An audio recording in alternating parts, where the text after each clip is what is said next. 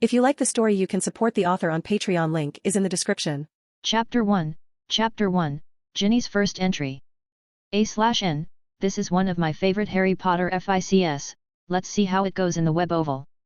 _ Silver-grey memories flowed in the dark space, like the shallow moonlight shining in the morning mist, giving off a faint light. Cyrus quietly looked at the unchanging scenery in front of him. Even though he no longer knew how long he had spent here, it was still difficult to calm down in his heart, because he had traveled through dimensions and become a soul, no, not even a complete soul but just a fragment with some memories added to it. The owner of this soul fragment is none other than the famous Dark Lord Voldemort. And it is the remnant soul of the Horcrux he created when he was a student, the 16-year-old Tom Riddle. But now, due to his dimensional travel, Voldemort's consciousness no longer exists inside the diary, and this remaining soul has been completed. To be honest, turning into a Horcrux is quite shocking even in the entire world of dimensional travel. Cyrus has read a lot of fan fiction. The male protagonists of those online novels suffered various humiliations and even life and death crises at the beginning. He has seen this kind of plot too many times in web novels, so it is quite rare that he has to find a way to be resurrected as soon as he transmigrates into this world. What's even more helpless is that trapped in the diary, he can only passively wait for the plot to begin. If he hadn't been able to recall the magical knowledge that Tom Riddle learned in school, he would have been in a lonely space. It was boring to the point of madness in there. Slowly looking through his memories, Cyrus had to acknowledge that Tom Riddle was indeed a genius. He is worthy of becoming the Dark Lord. In the 5th grade, he has mastered almost all the magic knowledge in the Hogwarts curriculum and even mastered a lot of the dark magic in the restricted area. At this age, ordinary students are probably still in the restlessness of adolescence, ready to learn new things and make friends. In fact, most of those wizards who can really leave a mark in history are like Tom Riddle. Dumbledore and Grindelwald wanted to change the world when they were students and later took action. Under the program they jointly formulated, Grindelwald almost subverted the entire wizarding world. In comparison, Voldemort's structure is indeed much smaller, but his talent is not bad. Cyrus digested Tom Riddle's magical knowledge. He had experienced countless days like this under the dark space, but today seemed to be a little different. The silver mist surrounding the space was stirred, and something like black ink floated down like a wisp of smoke, falling into the space and slowly spreading. August 19th, sunny. Someone used the diary. Cyrus suddenly stood up. In front of the dilapidated desk, Ginny Weasley, who had originally planned to sit down and write a diary, looked at the blank diary in surprise. All the words she had written just now disappeared. On the yellowed diary, except for the words printed on the front cover and the vague name TM. Riddle on the back of the cover, there is no other word. TM. Riddle, Ginny had never heard of this name before, but that was not surprising since the textbooks she used were all second-hand. Not surprisingly, the man named Riddle was the first owner of this diary. However, no one has ever told me that this is a magic book. This born Gryffindor couldn't help but have great curiosity in her heart. What she experienced this summer vacation really made her excited. First, Harry Potter, whom she admired, moved into her home, and then she received the owl letter from Hogwarts. After looking at the old second-hand books, she originally felt disgusted, but there is actually a magic diary hidden in the second-hand textbook. So she picked up the quill, dipped it in ink, and continued to try to write. Today is a special day. A short half-sentence was written on it, but the ink was immediately absorbed as if written on a sponge, leaving not even a scratch. Ginny opened the page in surprise, but the back of the paper was also clean. Where did all the ink go? Little Ginny stared with bright eyes, full of confusion. At this moment, a line of writing slowly appeared on the empty paper, or it might be more appropriate to say a greeting. Hello, did anything good happen to you today? EK. Ginny was startled and hurriedly threw away the quill in her hand and jumped to the side, looking at the diary with fear on her face. Every child who grows up in a magical family has heard a warning: never trust anything that can think for itself. This is exactly what Muggle parents would tell them. The children should never trust any stranger who wants to approach them with candy. A magical item that can think is most likely evil. Maybe I should talk to my mother about this. Ginny couldn't help but think. This thought almost occupied her brain, but she did not act for a long time. Instead, another thought began to grow slowly. My mother handpicked the diary together with the textbooks at Flourish and Blott's bookstore. If it was really dangerous, then my mother would not give it to me. Maybe I could keep it, or see what tricks it can do. If anything happens, it's not too late to tell Mom. As a typical little lioness, Ginny definitely did not lack courage and curiosity. She bent down to pick up the old quill and slowly walked back to the desk. The line of greetings had not disappeared, and it seemed that the diary was waiting for her response. "Who are you?" These 3 words and the greeting above flashed at the same time and then disappeared before Ginny's eyes. Suddenly another line of writing appeared. "My name is Tom Riddle. It is a small memory left by the owner of this diary. Where did you get it?" After seeing this sentence, Ginny did not answer immediately. Instead, she opened her mouth and whispered Harry Potter. After realizing that what she said was still normal words, not a boring 5-line limerick, she breathed a sigh of relief and continued writing. "My mom bought it in the used book section of Flourish and Blott's bookstore." The second-hand book section of Flourish and Blott's bookstore? "So you are also a student at Hogwarts?" The being in the diary seemed very happy and pleasantly surprised, as if he had met someone he didn't know but was closely connected to. Strange friends. And the word also gave Ginny a huge sense of intimacy. "I'm going to be in 1st grade this year. Are you also a student at Hogwarts?" "I used to be, but then I graduated. I really didn't expect that the diary I left behind would actually fall into the hands of a little wizard at Hogwarts. Maybe this is also a kind of fate? By the way, I haven't asked for your name yet." Ginny hesitated for a moment before writing her name. "Ginevra Molly Weasley, you can call me Ginny." At this time, another line of words seemed to appear in the diary, but before she could read it, knock knock. Ginny was frightened by a knock on the door and closed the diary with a snap. "Ginny, it's time to eat. Are you asleep? I've called you several times." Molly Weasley's voice came from outside the door. "No, Mom, I'll come right away." Chapter 2, Cyrus' Resurrection Plan. Cyrus couldn't see anything outside or hear any sounds, but he could feel the diary being violently closed, which made him a little anxious. Ginny won't be discovered, right? He didn't know when Tom Riddle in the original book started communicating with Ginny Weasley. However, he believed that as long as Ginny started writing any word in the diary, Tom Riddle would never give up the opportunity to communicate with her. Therefore, since Tom Riddle in the original work was not discovered, he should not be exposed so soon. As for why the other party suddenly closed the book and disappeared, there may be other reasons, and now he can only wait. Ever since Cyrus transmigrated to the diary, he has been waiting for this opportunity. In order to be resurrected, he can be as patient as one needs to be. In fact, he initially made 2 plans, depending on who would open the diary. If Lucius Malfoy had opened the diary, he would have directly asked him to find a few dark wizards and use their life force to resurrect him. But now it seems that perhaps when Voldemort handed the diary to Malfoy, he only told him that the diary could open the Chamber of Secrets, but did not tell him about the Horcruxes. Now, Cyrus can only continue to follow Tom Riddle's original resurrection plan, absorb the life force of the little wizard, and then use it to start affecting reality, and finally achieve resurrection. Of course, he is not Tom Riddle, so the duel with Harry in the Chamber of Secrets can be completely omitted. On the contrary, he could take advantage of this gap and escape before Dumbledore was recalled to the school by the school directors. Overall, this is a good plan. The important thing is that no one will die in the process. Even Filch's cat, Mrs. Norris, will be alive and well in the end. Except for those cocks that Ginny choked to death, of course. In this regard, Cyrus could only say that he was sorry to Kunkin. Of course, there are dangers in this plan, and the biggest danger is naturally Dumbledore. But other than that, he has no better way. He didn't have legs, and if he wasn't taken to Hogwarts by Ginny, there was nowhere else to go. What's more, how can the little wizards outside be as easy to deceive as the trolls in Hogwarts Forest? As long as you have an entity, it will not be difficult to leave Hogwarts with the powerful basilisk.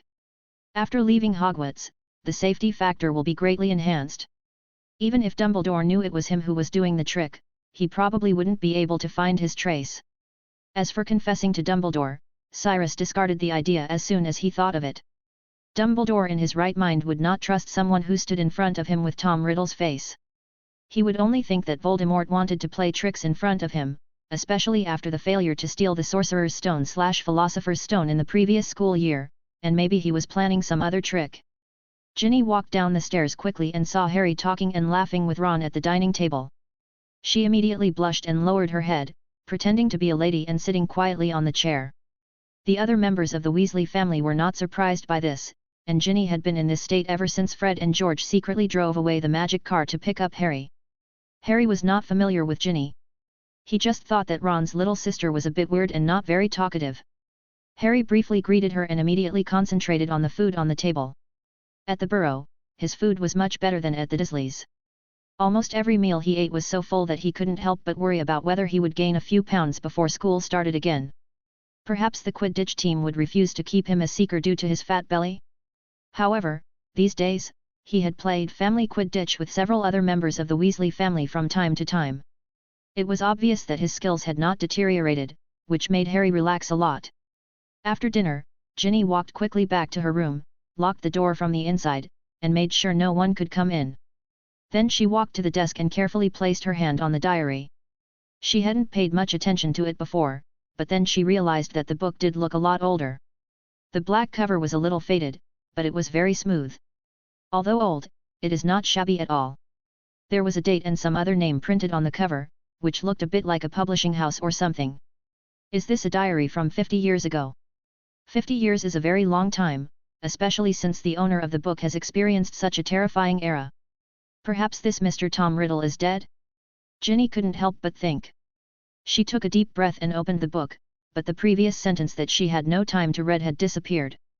She waited for a moment, and no letters appeared in the book. Maybe he won't know what's going on outside the book. Thinking this way, Ginny was less worried about this diary. At least for now, it seems harmless.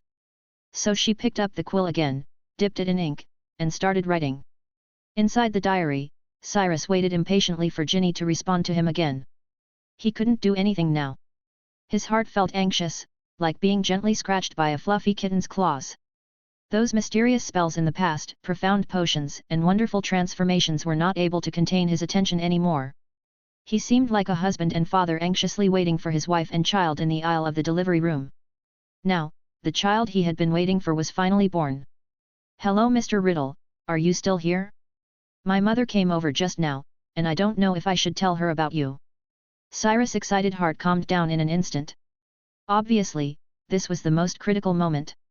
Did he gain Ginny's trust so that his plan could continue, or was he discovered through the trick and embarked on a path of destruction? To say no directly may arouse suspicion, and then it will be counterproductive. He didn't dare to think for too long and responded after a moment. "Of course. In fact, you should do just that. Any wizard should be wary of magic items unless they really confirm that it is worthy of their trust.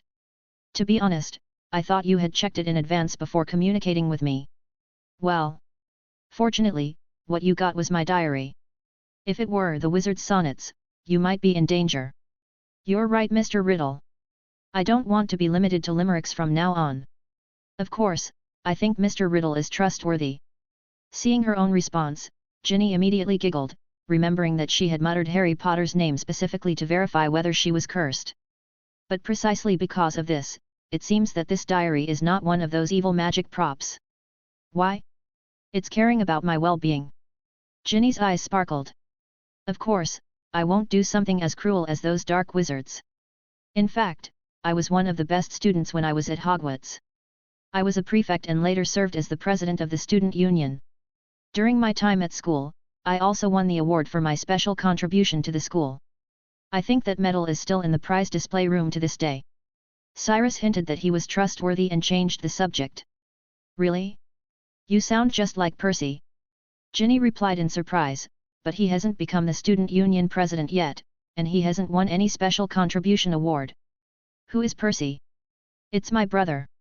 He was the prefect of Gryffindor last year. He also got 12 OWL certificates, but he is a bit boring." By this time Ginny was almost convinced that the diary was harmless. "I think there is no need for me to tell Mom about you, what do you think?" "Keek, just this last sentence, and everything will be set." Cyrus suppressed his inner joy and wrote earnestly, "Sometimes it's fun to have a little secret of your own." Chapter 3, Impure Blood. The summer vacation passed quickly. In these 10 days, Cyrus had almost gained Ginny's trust.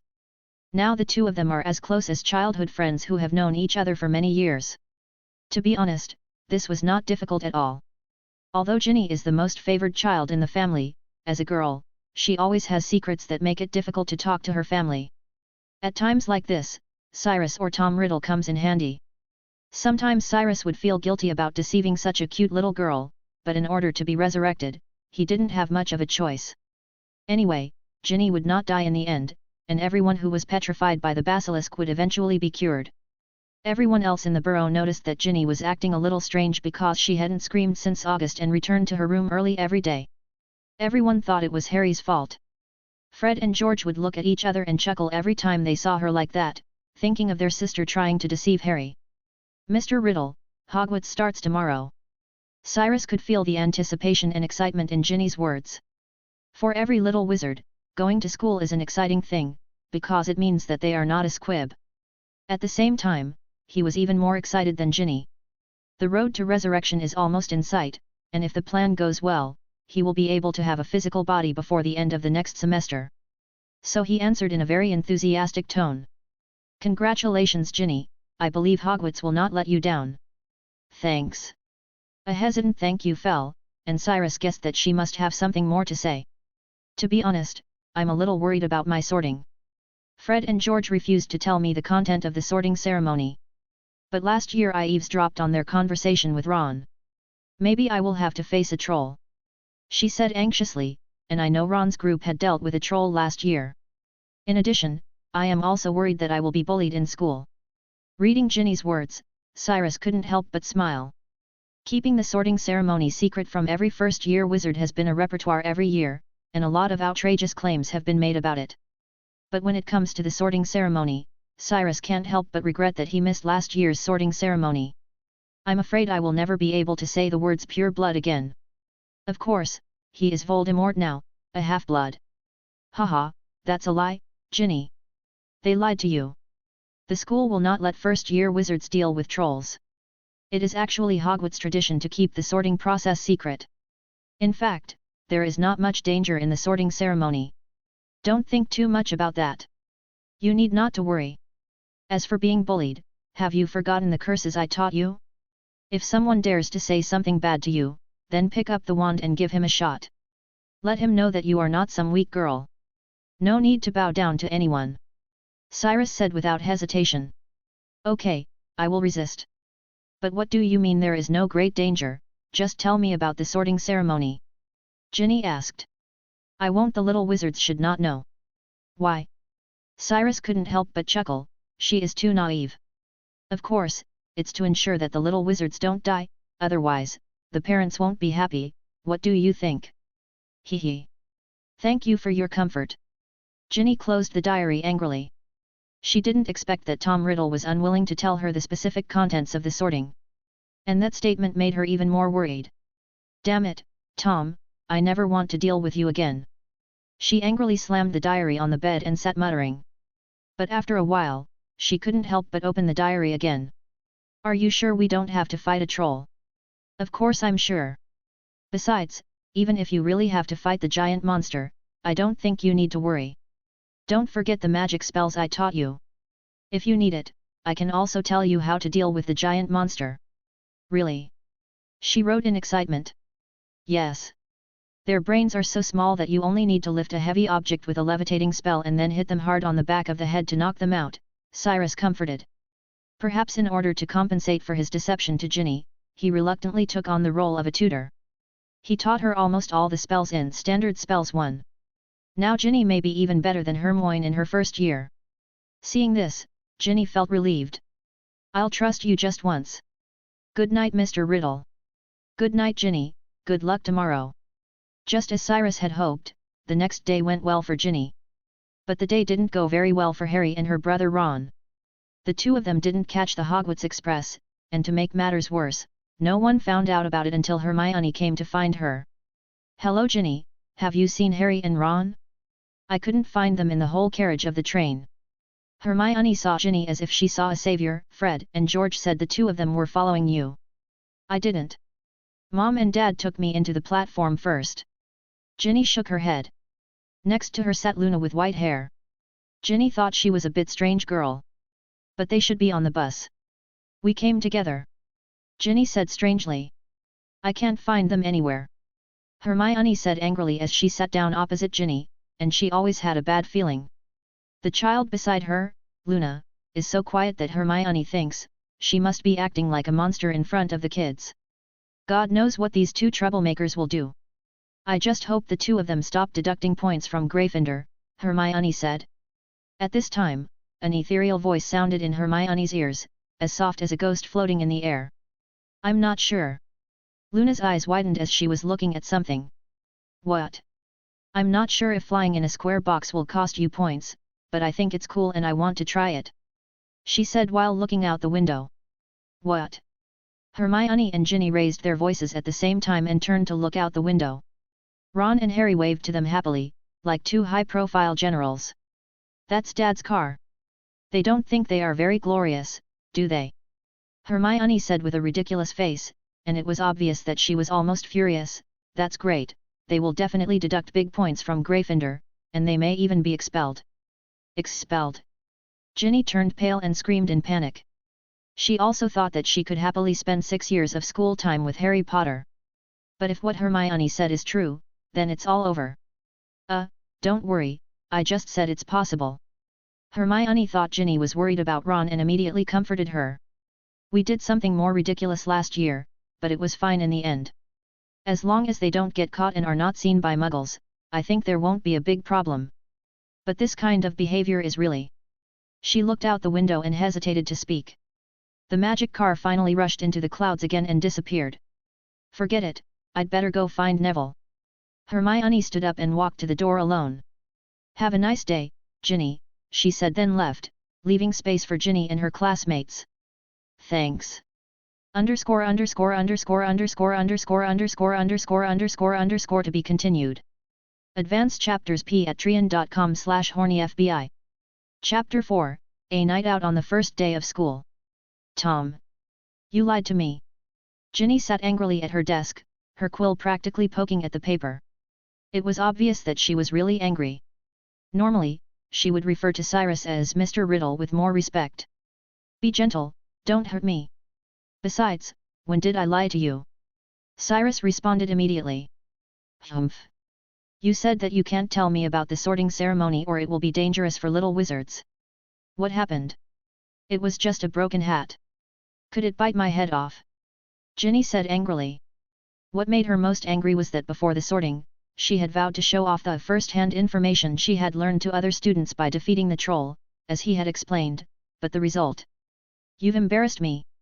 However, she stopped poking at the book, and after checking it carefully, she breathed a sigh of relief when she found that she had left no traces on the diary at all. In fact, it is almost impossible to destroy a Horcrux through physical means. I never said that the sorting ceremony would be dangerous. I reminded you not to worry, there won't be much danger. As a result, just as I said, you are intact. What a joy and congratulations! Cyrus told her bluntly, then congratulated her for getting sorted. After spending a long time alone, communicating with Ginny was also a great comfort to him. Cyrus was not Voldemort after all. Yes. But what you had said made me feel like I might lose an arm or a leg. It seems that one of us has a slight misunderstanding of the term less dangerous. Thank you, that means it's not dangerous at all. Do you expect that hat on my head to suffocate me? Ginny asked. Not necessarily, if you are evil by nature, then it will assign you to Azkaban, and that's the danger. Cyrus rambled. But Ginny obviously believed it, her eyes widened. Are you serious? Of course it is, isn't it talking to you in your head? The sorting hat can see through people's hearts. People with evil natures should be put in Azkaban. That is actually the fifth house of Hogwarts. The representative magical animal is the Soul Eater. He couldn't help but chuckle to himself. I've never heard any of this. There are still many secrets about Hogwarts that you don't know. Even Dumbledore can't master all the secrets here. Exploring the castle is very interesting. I remember that Gryffindor's tradition is night swim, Cyrus said seductively. It's against school rules. And I don't think Percy or Hermione will be happy. Really, but I think your other two twin brothers might be willing to support you. Ginny had already told him some details about the Weasley family these days, so Cyrus could tell them without any scruples. They are really afraid that the world will not be in chaos. Stop talking about this, Did anything interesting happen on the first day of school? Did you make any friends? Cyrus asked with concern. Of course, it's just too much fun. Ginny wrote heavily on the paper. It was not difficult to see that what she said was completely ironic. Harry and Ron were late. They were sitting in Dad's car and driving all the way from the sky and came here, were witnessed by several muggles, and ended up breaking a whomping willow or something. A lot of people thought they would be expelled. Fortunately, they didn't. This is really a wonderful experience. I just feel terrible. What if Harry is expelled? Ron is definitely instigating this, and there will probably be trouble on Dad's side, Ginny said angrily. Do you care about that, Harry Potter? Cyrus asked sharply. This made the angry Ginny panic all of a sudden. Her face turned red, as if she had been stabbed in the mind. No. I just think Harry, he seems very quiet, not like a reckless person who would do something like this. Ginny covered her hot face and wrote this sentence in her diary with one hand. She was just glad that Mr. Riddle couldn't see her, otherwise it would be too embarrassing. So you don't care about him? Of course not. Ginny quickly denied it at first, and then wrote hesitantly, at most, I admire him a little. You know, he destroyed you-know-who, and I grew up listening to his stories. It's really amazing, so I think you don't need to worry about him. Harry Potter eliminated you-know-who. It can be said that he saved the wizarding world. If Dumbledore expelled him, he would definitely be dismissed the next day. Thousands of howler letters would come. What do you think? You're right. Ginny's mood suddenly improved a lot, but her face was still red. I have to go to bed, Mr. Riddle. I have classes tomorrow. Sleep? No, I suggest you take a night trip. Cyrus immediately tempted her. But don't you want to explore the inside of the castle? But it doesn't make any difference, we can go during the day. Of course it's different. If you keep following the rules, you will never see Hogwarts under the silver moonlight at night, not to mention, it is very interesting to hide and seek with the administrator. Don't you know how to do it at all? Still not moved? Of course not. I will not go at all. She did sigh. Which way should I go? Ginny wrote quickly in her diary as she walked. The stubborn Ginny had lost to her curiosity. She was flustered and sneaky, raising her head and looking around every few seconds. Compared with these, the most distressing thing is that she still doesn't know the structure of the castle at all. Even if she wants to go anywhere, it's still in the dark. Why don't you go to the corridor on the 4th floor and have a look? Didn't your brother say that he and that Harry Potter fought against the mysterious man there last year? Pay homage to the place where the great Harry Potter once fought? Ginny's eyes lit up and she thought this was a good idea. Where is the corridor on the 4th floor? If you were in Gryffindor Tower right now, then. In the diary, a map slowly appeared. This is a map that Cyrus drew based on Voldemort's memory. There are almost no secret passages. After all, Voldemort is not interested in boring things. There was no need for Ginny to know about some secret rooms. Ginny took a quick look and immediately closed the diary. She heard that teachers sometimes patrolled the area at night, and they might bump into other students wandering around at night. She didn't want anyone to know she was talking to a book. The corridor on the 4th floor? Over here. Ginny, who was not very experienced in night tours, immediately walked out quickly after determining the direction. She couldn't wait to see where Harry had fought last year. However, she didn't notice the black shadow appearing behind her at all. Chapter 5, the 4th floor. Ginny walked quietly inside the dark castle. It was almost 12 o'clock now, and there was no firelight in the corridor. The wind blowing from all directions howled in the darkness, and the tall trees outside the castle swayed their branches in the wind, like twisted bird-shaped man-eaters. All this frightened Ginny. She was suspicious that someone would catch her. The wind was trembling, and every little noise made her tremble. Now Ginny regrets putting away the diary. Maybe a three-headed monster that eats people without blinking will emerge from the next corner? Ron told her that a friend of theirs put a three-headed dog as big as a house in the castle last semester. But even with the diary, Mr. Riddle couldn't help her. Mr. Riddle. She could only hold the diary tightly in her arms, trying to draw a little bit of courage from it, as if she was not alone, but had someone to accompany her. Maybe this diary really had such magic power. Ginny gradually felt at ease, and she discovered that this huge castle only seemed scary, but in fact, it was extremely spacious, very simple, and looked very gorgeous. It was much more interesting than her crowded little home.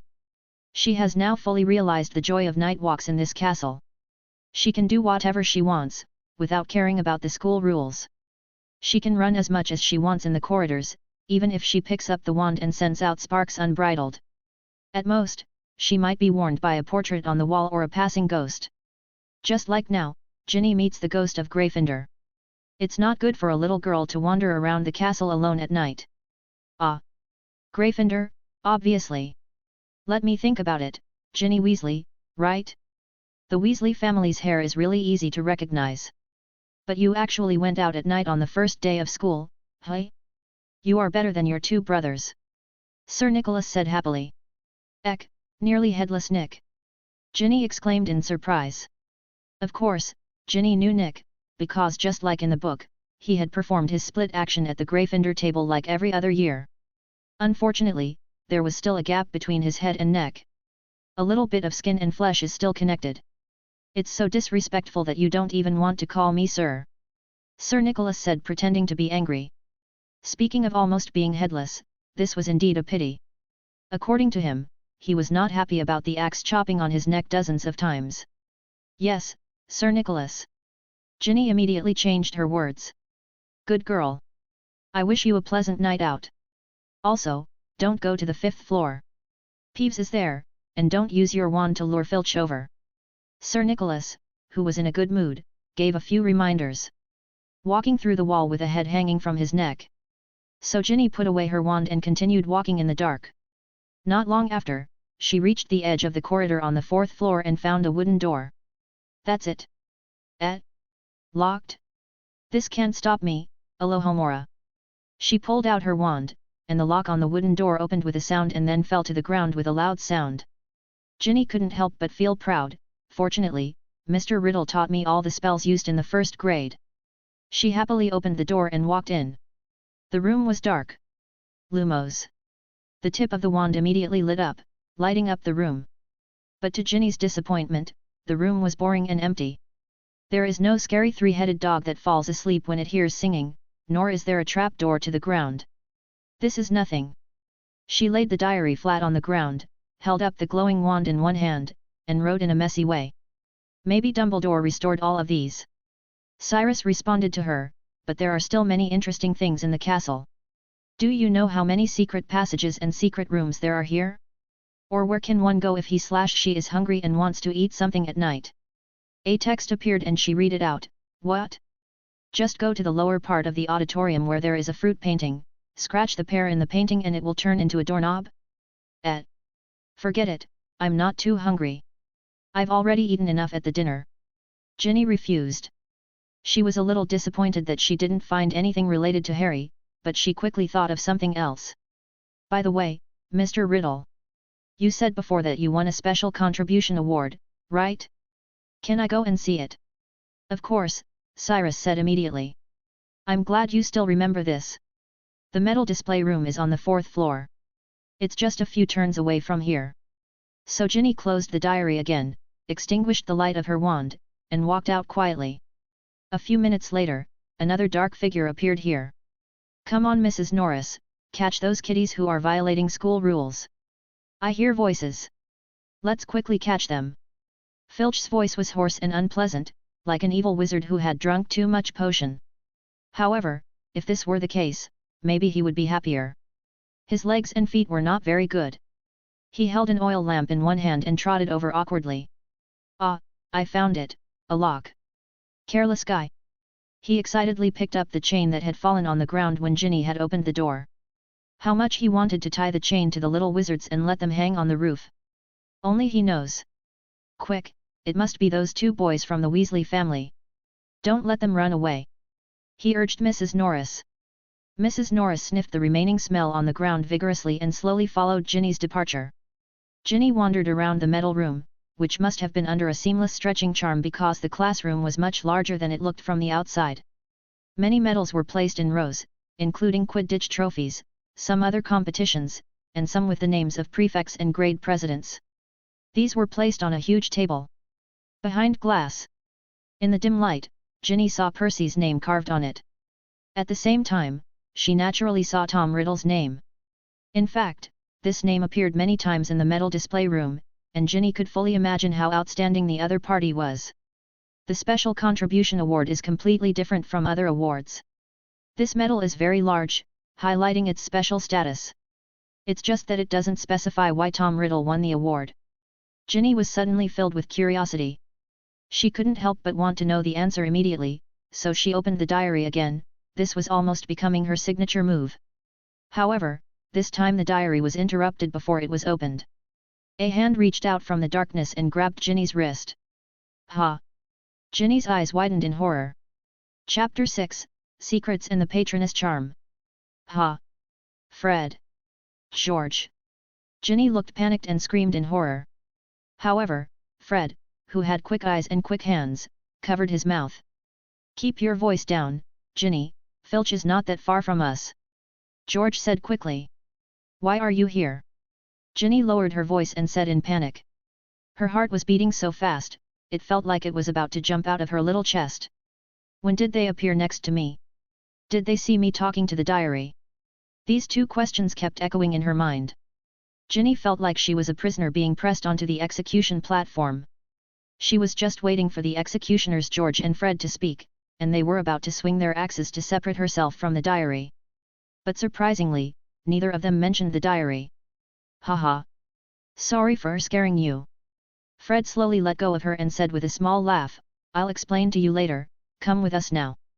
With that said, the two of them couldn't help but pull Ginny out of the medal display room and start walking in one direction. As she walked, Ginny heard a sharp voice getting closer and closer. SSH. Stay calm. It's Filch, the caretaker of Hogwarts. He's probably the most annoying person in the entire school. Fred explained in a low voice in her ear, oh, and don't forget Snape. It would be terrible if we get caught. Professor McGonagall will deduct points from us. To be honest, it's nothing. But it would be too boring if we were put in solitary confinement and asked to write a review. George said, it's okay. He hasn't caught us since first grade, right Fred? That's right. Fred proudly led Ginny to a stone statue of a witch. At this time, she could hear that the administrator named Filch seemed to be very close. Maybe he would catch them when he turned a corner. Then what should we do? Ginny was no longer as panicked as before. Fred and George did scare her, but she panicked because she thought her communication with the diary had been discovered. Of course, we have a secret weapon. Fred proudly pulled out his wand and hit the one-eyed witch twice on the head, Descendium. The next moment, in Ginny's surprised eyes, the stone statue actually separated from the middle, revealing a dark secret passage. Get in quickly. The three people immediately got in, and then the stone statue slowly closed. Lumos. Wait here for a while. Neither Fred nor George suggested continuing to walk along the secret passage. Where does this secret passage lead to? Ginny asked her brothers in excitement. We can't go anywhere because the front is blocked. Fred lied, pretending to be relaxed. Although he was glad that his sister wasn't as boring as Percy and was even better than Ron, telling her about the secret passage away from the school in first year was not a good idea. Fortunately, Ginny had other things on her mind right now, so she didn't doubt them at all. How did you find me? Finally, she asked the question she was most concerned about. To be honest, we saw you as soon as you came out of the tower, George said with a chuckle. Have you been following me? Ginny's eyes widened. If so, wouldn't they have discovered that I communicated with Mr. Riddle in the diary from time to time? Of course not. We are not that boring. Fred immediately denied it. Actually, we were planning to go to the Forbidden Forest to have a look, but we were only halfway there when we discovered that you were almost caught by Filch, so we came here to save our little sister, right George? That's right. George smiled and nodded. But how did you know that Filch and I were here? This is our secret. Fred and George looked at each other in tacit understanding and laughed at the same time. For now, we don't plan to make this secret public. Even you can't do it, Ginny. Secrets. Ginny looked at them with a scrutinizing gaze, but neither twin gave in. Well, I'm used to it anyway. Besides, who doesn't have secrets? As she spoke, she subconsciously hugged the diary in her arms tighter. Fred and George didn't notice her little move, but laughed. Come on, Ginny, bahaha, you can't call it a secret. Almost everyone in the family knows that you like Harry. Except little Ronnie. George added with exaggeration. You're right, except for our little Ronnie, he is really a kid who doesn't grow up. Fred laughed and shook his head. Hearing this, Ginny immediately blushed. But surprisingly, not only was she not angry, but she felt lucky and proud. I'm afraid you will never know what my real secret is, she thought proudly. After a while, when Ginny didn't notice him, Fred took out the Marauder's map, glanced at it quickly, and put the map away again. Okay, let's go. Filch is on the 6th floor now. Peeves is hanging out with him, maybe causing trouble for him. He gloated. What? But how did you know? Ginny asked again. I told you, it's a secret, and secrets can't be told. George opened the door of the secret passage. As expected, there was no one outside. By the way, this secret passage is also a secret. Don't tell anyone, okay? Since I don't want to make this the Gryffindor common room. You two won't tell me your secret, but you want me to keep this a secret for you. Don't forget why we're here in the first place, to save you. Otherwise, you would have been doomed. You would have definitely been suspended. Well, I don't want to be ungrateful, Ginny said helplessly. Then the three of them returned to the tower together. The fat lady was not surprised at all when she saw them. Password, child. Honey eater. Returning to the dormitory, Ginny climbed into bed quietly so as not to wake up her roommate. She originally wanted to talk to Mr. Riddle about the special contribution award and other things that happened tonight, but before she could pick up the pen, she felt sleepy. The thoughts came to her heart, making her head dizzy. In the end, she could only write hastily, "Good night," and then fell asleep. "Good night and have a sweet dream, Ginny." After Cyrus replied, he started studying the magic spell again. Although Voldemort was very talented in his youth, he still had little experience and knowledge, and there were some spells that he did not know. Expecto Patronum, the Patronus Charm. To successfully use this spell, the caster must focus on recalling the happiest memory they can think of. Sadly, Voldemort, who does not understand what love is, naturally does not understand what happiness is. Of course, with Voldemort's abilities, it made no difference whether he knew this spell or not. But for Cyrus, he still hopes to learn this magic spell. The Patronus Charm is very useful in defending against dark magic and dark creatures, and driving away soul eaters is only a small part of its usefulness. Chapter 7, Tutorial After Class. The spell of the Patronus Charm is not difficult, and Cyrus knows the principle very well. Tom Riddle once tried to master this spell, but he still couldn't succeed. Cyrus understood the theory, but he had never held a wand and didn't know if he could cast this spell. It wasn't until the next night that Cyrus waited for Ginny's message again. "Good evening, Mr. Riddle, I was almost late this morning, but luckily my roommate woke me up." Cyrus saw the hint of complaint in Ginny's text and immediately replied, "Almost? Hehe, you mean you even managed to go in time? Well, I think the night outing last night was interesting, right? Even if it was really late, it was worth it. Anyway, I can teach you most of the knowledge, maybe better than the professors, because I am more patient and provide one-on-one tutoring. But I will be deducted points if I don't go. I don't want to become a sinner of Gryffindor." Ginny wrote these words with a red face. Then she seemed to remember something and couldn't wait to write again. "Mr. Riddle, do you want to know what happened after I went to the medal display room?" She pretended to be shy and stopped after writing this sentence, waiting for her Mr. Riddle to respond. "I would appreciate further details." Ginny was not so satisfied with this answer, but she still pouted and wrote. "I was almost caught by the administrator, but Fred and George helped me hide. They have a secret, they can know where a person is even if they can't see. And they also know some secret passages. There is a one-eyed witch statue in the corridor on the 4th floor. They asked me to keep it a secret, but I think it doesn't matter if I tell you. By the way, Mr. Riddle, this was not in the map you gave me." "The Marauder's map?" Cyrus knew immediately what the twins' secret was. On the Marauder's map created by 4 Marauders led by Harry's father, even Dumbledore's location would be marked whenever he was in the school. It can be said that as a magic prop, the Marauder's map is still very exquisite. Cyrus was also very interested in the existence of the Marauder's map, but after thinking about it, he realized that the map was of little use to his plan, and many places in Hogwarts could not be displayed even on the map, such as the Room of Requirement and the Secret Room. As for the secret passages leaving Hogwarts, he knew 3 of them after reading the original novel, the Whomping Willow, the one-eyed witch stone statue on the 4th floor, and the one behind the mirror on the 5th floor. These 3 roads are enough for him. This is normal, Ginny. At Hogwarts, there are as many secrets as you want, but I don't think others can know the secrets that I know. For example? Ginny asked provocatively. Such as some secret rooms. Cyrus's words attracted Ginny like magic. Secret rooms. That's right. Cyrus replied slowly. He didn't intend to reveal Slytherin's secret room right now. In fact, in addition to Slytherin's secret room, there are many other secret rooms in the castle. Tom Riddle had found many secret rooms when he was looking for Slytherin's chambers before, but most of the chambers were empty or only had some shabby rags inside. As a magical castle with a history of more than 1,000 years, Hogwarts actually has many secret rooms. Although most of them are empty rooms, sometimes they can be enough to serve as a temporary shelter. He revealed the locations of several secret rooms in succession, which surprised Ginny.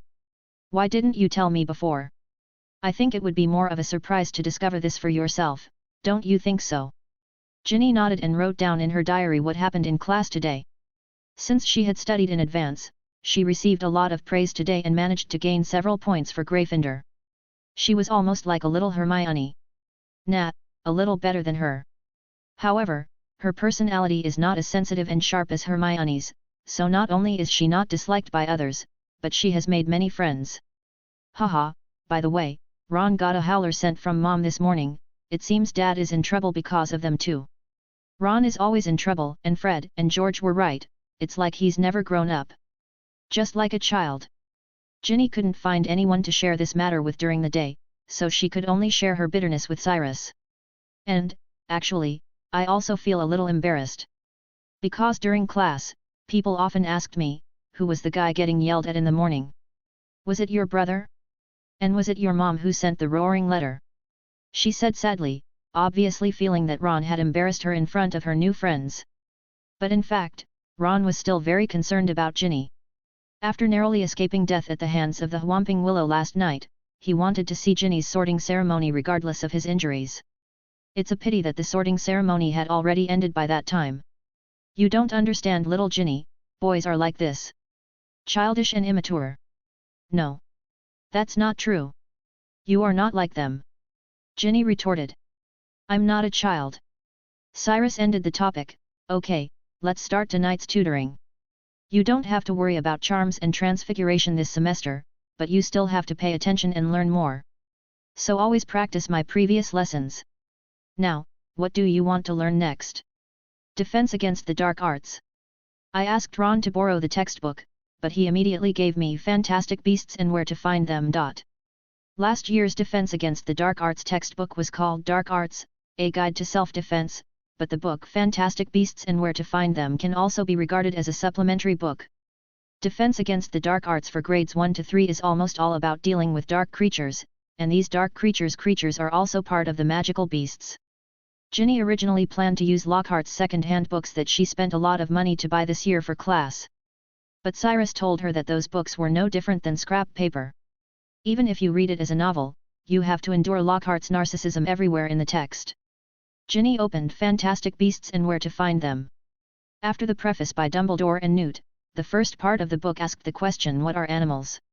She saw Ron's note written behind the question, a guy with lots of legs and a hairy body, which made her laugh immediately.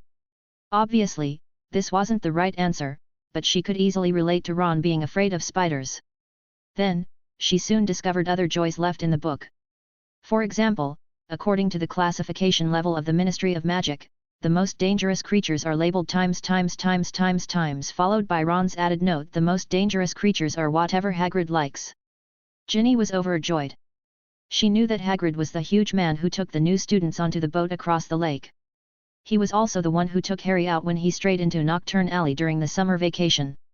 During the holidays, Ginny had heard Ron talk about three-headed dogs and fire dragons more than once, and these ferocious things were all raised by Mr. Hagrid. Then she also discovered that Ron added 4 more XS after the 5XS on the back of the Acromantula, turning it into an unprecedented 9X level magical animal. It shows how scared Ron is of spiders. Another book, Dark Magic, A Guide to Self-Defense, mentions a lot of spells, such as the Repel spell, the Snot spell, Red Sparks, and Green Sparks, which are not taught in spells classes. There are also similar illuminating spells and extinguishing spells, which are also mentioned in standard spells. Cyrus asked Ginny to read the book by herself. If she encountered anything she didn't understand, she could ask him questions. Regarding defense against dark arts, he can now be said to be a true master. I am afraid that there are not many professors in the defense against dark arts class who have stronger theoretical knowledge than me. Of course, Dumbledore is not included among these people. Chapter 8 Ginny's First Possession. The time passed peacefully, and almost nothing major happened in Hogwarts during this period. Well, except for the chaos caused by Lockhart in his classes. Ginny now almost understood why Mr. Riddle held Lockhart's books in such bad contempt. He's just a piece of shit. Ron had said this more than once during dinner, but every time it aroused Hermione's dissatisfaction. Hermione is almost a huge fan of Lockhart. Even though she has seen him causing trouble several times, she still firmly believes in the false Lockhart in the books she had read of him. During this time, Ginny became more and more dependent on Mr. Riddle. She shared almost everything with Cyrus, her happiness, worries, troubles, and fears. She almost opened her whole soul to Cyrus, and Cyrus greedily devoured her secrets and fears. Now, Ginny raised her eyes, her expression completely different from usual. Or it would be more appropriate to call her Cyrus now. This was the first time Cyrus had tried to seize control of Ginny's body in several weeks since school started. He was very cautious of her friends finding out and would give up if anything went wrong. But in fact, it was smoother than he imagined. Gulp gulp, Cyrus stuffed the patty into his mouth and took a swig of pumpkin juice. Although it is not his own body, he can feel everything this body can feel now. I'll send FBI if you guys think of anything dirty. The long-lost food makes him feel very happy. He plans to go shopping after breakfast. Colin Creevey. He turned his head and looked at a very thin boy with grey hair next to the dining table. What's wrong, Miss Weasley? Colin Creevey turned his head in surprise. Since the beginning of the school year, he has not spoken to this very cute classmate. Please give me a day off, I'm feeling a little unwell. But I think your complexion doesn't seem to be wrong. Okay. Colin Creevey looked at Cyrus's back blankly, because Cyrus had already taken a big step before he finished speaking and left. Cyrus first wandered around the school and then walked towards the Forbidden Forest. He needs to first find out where the school's roosters are kept, and then prepare for the opportunity to kill them all. Passing by the playground, Cyrus gradually moved away from the castle and embarked on a path. On the path, he could see a vast forest in the distance. The area of the Forbidden Forest covers at least several hills, and on the edge of the Forbidden Forest, there is a small house made of wood. Cyrus stepped closer and saw Hagrid bent over in the field. The pumpkins in the field were almost taller than Ginny's body. Hey! Hagrid noticed her and immediately stood up and shouted, "Little wizard, go back quickly. The Forbidden Forest is not where you should be." "Hello, Hagrid. I'm not going in, I'm just taking a walk." Ginny, Cyrus, did not stop, but slowly walked to Hagrid's pumpkin patch. "It's such a big pumpkin, did you use the expansion spell on it?" "Ah! It's you, the little girl of the Weasley family." Hagrid also recognized Ginny now, and his attitude immediately became friendly, but at the same time, he became more vigilant. Because of Fred and George, the two troublemakers, Hagrid now has a psychological shadow on everyone in the Weasley family. Haha, the spell just helped a little, and they will be even bigger by Halloween. Do you want to come in and sit down? No, I'll just walk around. Cyrus had no intention of eating Hagrid's dark delicacies and immediately refused. Don't worry, I won't go to the Forbidden Forest. I know it's very dangerous there. That's good. You're much more obedient than your two brothers. Hagrid was glad that he didn't have to deal with more troublemakers. Cyrus walked along the edge of the Forbidden Forest and soon found the wild rooster in captivity. At the same time, he could also feel Hagrid's eyes looking over him from time to time, fearing that Ginny would suddenly dive into the Forbidden Forest. Cyrus, who had no chance to take action, had no choice but to walk back slowly. The air here is really good. I'm going back first, Hagrid. I'll be your guest next time. Hagrid was taken aback. Of course. Hagrid said. He has always loved his pets as well as his friends, and several of the Weasley boys have a good relationship with him, plus their attitude towards Harry is also very friendly. Therefore, he was also very friendly to Ginny. The hut on the edge of the Forbidden Forest usually seemed a bit lonely. Even Harry and the others don't come over often. When Cyrus returned to the castle, classes had probably begun, and there was no one in the corridor. But just in case, he picked up Ginny's wand and cast a disillusionment charm on himself. Ginny's wand was made of yew like Voldemort's, and Cyrus was surprised to find that the wand fit him quite well. The yew tree symbolizes death and rebirth, which is indeed very suitable for him now. The only pity was that Ginny's magic was a little too weak, so the disillusionment charm she cast was not as good as he imagined. You can't see anything when he is still, but as soon as he moves, you can find that there is still a shallow outline around his body, like a layer of raised glass. But it should be enough if you are careful. Cyrus cautiously walked towards the girls' bathroom on the 3rd floor.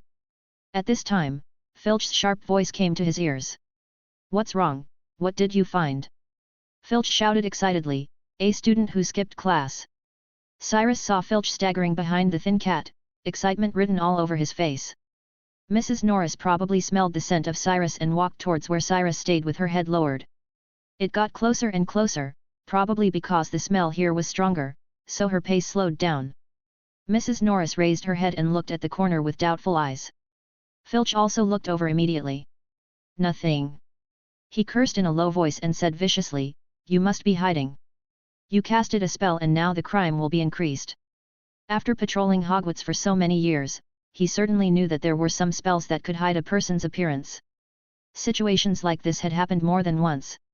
At first, Filch thought there was something wrong with Mrs. Norris, but it wasn't until a student's half-baked disguise spell suddenly failed that he understood what was going on. So he immediately stretched out his hand and groped around here, looking like a blind man with normal eyes. Although this action is funny, it is indeed effective, especially when Cyrus's spell is not perfect and will have flaws as long as he moves, so he continues standing still. But Filch was not going away and was still swinging his hand near him. Tisk! Seeing this, Cyrus had no choice but to take a risk. He raised the wand as little as possible, and pointed the tip of the wand at Mrs. Norris. "Conf undo!" Mrs. Norris screamed, all the hair on her body standing on end, startling Filch.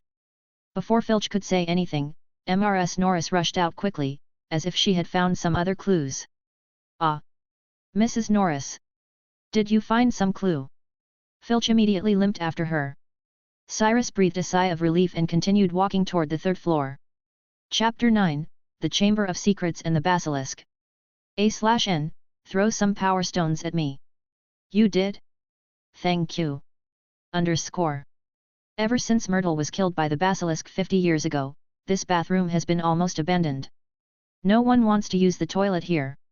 It's not that they think it's unlucky, it's just that no one wants a ghost head to suddenly pop out of the toilet while they are using it, not to mention that the ghost will be chattering and crying. Myrtle is extremely unpopular even among ghosts, second only to the evil-doing Peeves. Over time, no one wants to use the toilets here. Cyrus didn't see Myrtle when he walked into the bathroom. She had probably used the toilet to flush herself into the Black Lake again. This is a good thing. Cyrus walked to the sink, and the mirror on the sink reflected Ginny's lovely face. Ginny's appearance cannot be said to be completely unrelated to that in the movie, it can only be said that she is more beautiful than the actress. In fact, she is much cuter. He praised her cuteness and then found the copper faucet that did not produce water according to Riddle's memory. An inconspicuous snake was engraved on the side of the faucet. "Open!" Cyrus opened his mouth and let out a terrifying hiss. He inherited all of Riddle's talents, including parcel tongue. Suddenly, the snake's head emitted a dazzling white light and began to spin rapidly. Then, the pool started to move, slowly sank and disappeared from his sight, revealing a very thick water pipe that could allow a person to get in. Cyrus jumped down without hesitation. Of course, he did not forget to close the door to the secret room to avoid any accidents. It was like rushing down a dark, slimy, endless slide. He could see many more pipes branching off in all directions, but none as thick as this one. After a while, the slide was almost at the end. It was a black rock tunnel. Cyrus cast a flying spell to levitate himself so he wouldn't fall to the ground. He was flying without a broom. Just like Voldemort. The rock tunnel is very humid and contains a lot of sludge. He himself prefers cleanliness. Lumos Solemn. A huge bright light flew out from the wand and hung above Cyrus' head like a sun, illuminating almost the entire tunnel. The tunnel leading to the secret chamber is dark and damp. It may be, because it is built under the Black Lake, so the stalactites above the head will drip a few drops of water from time to time, making the road to the cave very muddy. Cyrus was glad that Voldemort had invented a flying spell, because it made him a little nauseous just to think that these water droplets dripping from the top of his head were connected to the Black Lake, and the Black Lake was where so much toilet excrement accumulated in Hogwarts. Yuck! But in fact, not to mention that the self-purification ability of the huge Black Lake itself is enough to deal with the dirt, the process of water droplets seeping down from the soil has already filtered out the impurities. Continuing to walk inside, he saw a huge monster, its width as big as an adult. The terrifying outline is vivid in the darkness. This is the Snake King's snake slough, a layer of snakeskin covered with treasures. Voldemort looked down upon these things in the novel, but Cyrus found it a bit strange. After all, the basilisk has not been seen in the UK for many years. Even if there are basilisks in other places, they may not grow so big or live as long as this one. We can find a way to take it away then. The skin of the basilisk itself has strong magic resistance. Whether it is used to make armor, make a hem, or use it as a potion material, it is very precious. And it's not difficult to take it away from this place. You just need to use the invisible stretching charm to make a suitcase with a large space, and then find an opportunity to take it out of Hogwarts. Doing that in the Christmas holidays would be a good idea. After bypassing the huge snakeskin and walking further in, Cyrus followed the tunnel, turning and coming out from one to another. Ha! He finally found a solid wall in front of it, with two intertwined snakes engraved on it, and their eyes were set with big rings, sparkling emeralds were embedded in those rings. Open! Cyrus made a hissing sound from his mouth, which sounded like an evil curse. He was like the king of snakes, commanding everything from here. The two snake figures separated, and the stone wall cracked in the middle, slowly sliding to both sides and disappearing. Behind the door was a long, dimly lit room. Many stone pillars carved with entangled snakes towered up to support the ceiling that melted into the darkness above, casting long and strange black shadows on the entire room that was filled with green and mysterious mist. Cyrus took Ginny's wand and strode between the serpent-coiled stone pillars. He was very familiar with this place, as if he had returned to his own home, and his footsteps produced hollow, loud echoes among the ghostly walls. When he reached parallel with the last pair of stone pillars, a statue as tall as the room itself loomed before him, clinging to the dark wall behind. Not so handsome, hat. It was an old, monkey-like face, with a long sparse beard that almost reached the hem of the wizard's robe carved out of stone, and two large grey feet standing on the smooth floor of the room. This statue was of Slytherin himself. He knew from Tom's memories, but you. Cyrus raised his head and looked up. The stone statue was ugly, but it didn't matter. He was dead anyway. And compared to Slytherin's power, his appearance is no longer that important. Speak to me, Slytherin, the greatest of the Hogwarts Four. Slytherin's huge stone face moved, and its mouth began to opening wider and wider, eventually forming a huge black hole. Cyrus closed his eyes to avoid being accidentally harmed by the basilisk's magic. Then, he heard something moving in the mouth of the statue, sliding upwards from the depths of the statue. Thump! A moment later, something heavy hit the ground, and the entire secret room shook. Hiss! He could hear its heavy body gliding slowly across the dusty ground. Not long after, Cyrus opened his eyes again and saw the appearance of the basilisk with his own eyes. Its scales were green, but they reflected a colorful luster. Its huge body swam across the floor of the chamber, forming a huge circle around Cyrus. Finally, its upper body stood up from behind Cyrus. From there, eyes bigger than light bulbs floated above Cyrus's head. This is proof of its obedience. The innate parcel tongue has the power to make snakes submit, but the acquired parcel tongue like Harry's is just a language. After sleeping for almost 50 years, this is a new different moment in the life of the basilisk, seeing someone inside the chambers. Now, it seems to have gained a chance to be reborn, and its terrifying magic power is swaying wantonly. Quiet! Cyrus ordered with a hissing sound. The basilisk immediately bowed its head. Haha! Don't worry, you will be able to move freely soon. But before that, we still need to be patient. Cyrus raised the corner of his mouth slightly. He just came here today to see the status of the basilisk. As for the attack on little wizards, it will be postponed to the night before Halloween. Halloween at Hogwarts would start to feel like it was missing something if something unexpected didn't happen. After all, there should be a little horror show in this festival of ghosts, right? Chapter 10, Ginny's Suspicion. Knock knock dear mate, could you throw some stones on me? Underscore underscore underscore underscore underscore. Yawn. The next morning, Ginny covered her head and crawled out of bed. She felt a little groggy as if she hadn't had any rest. But she knew that she couldn't lie down like this anymore. If she slept for a while longer, the class would probably start. So she quickly sat up, started to get dressed, combed her hair, and then went to wash up. But when she came back from the shower to get her textbooks, she found that her roommates were still asleep on the bed as she checked one by one. Hey! Get up quickly, or you will be late for the class! She shouted. However, a head popped out from the curtain of the bed next door. Ginny, are you talking in your sleep? Today is the weekend. Weekend? Ginny's eyes widened.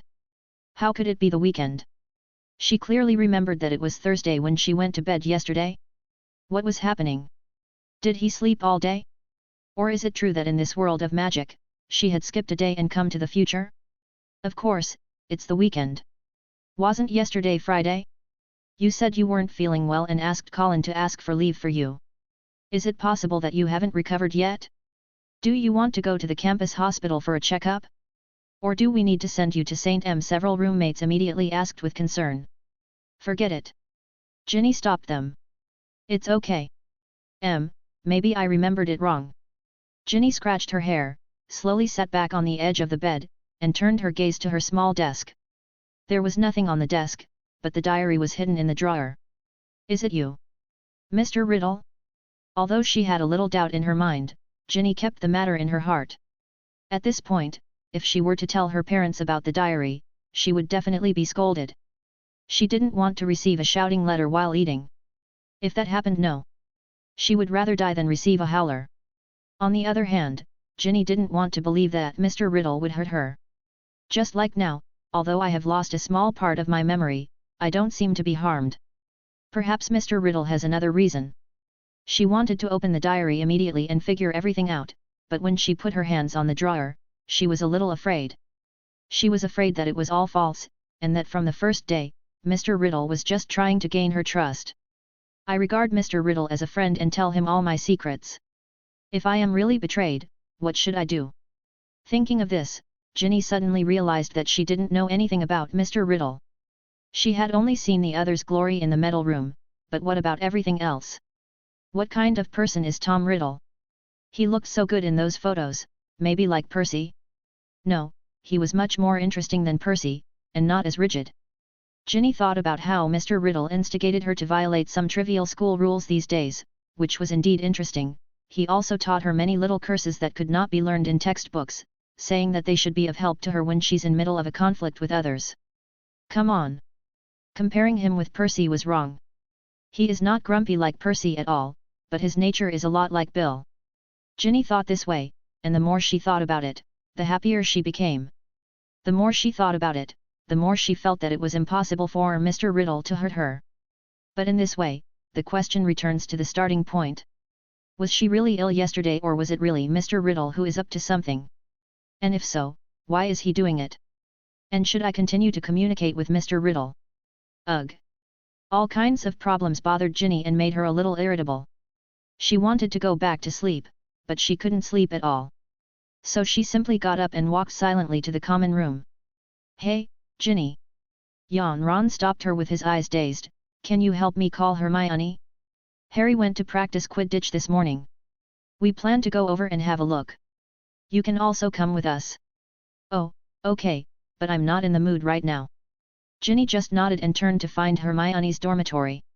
A few minutes later, Ginny and Hermione hurried down together.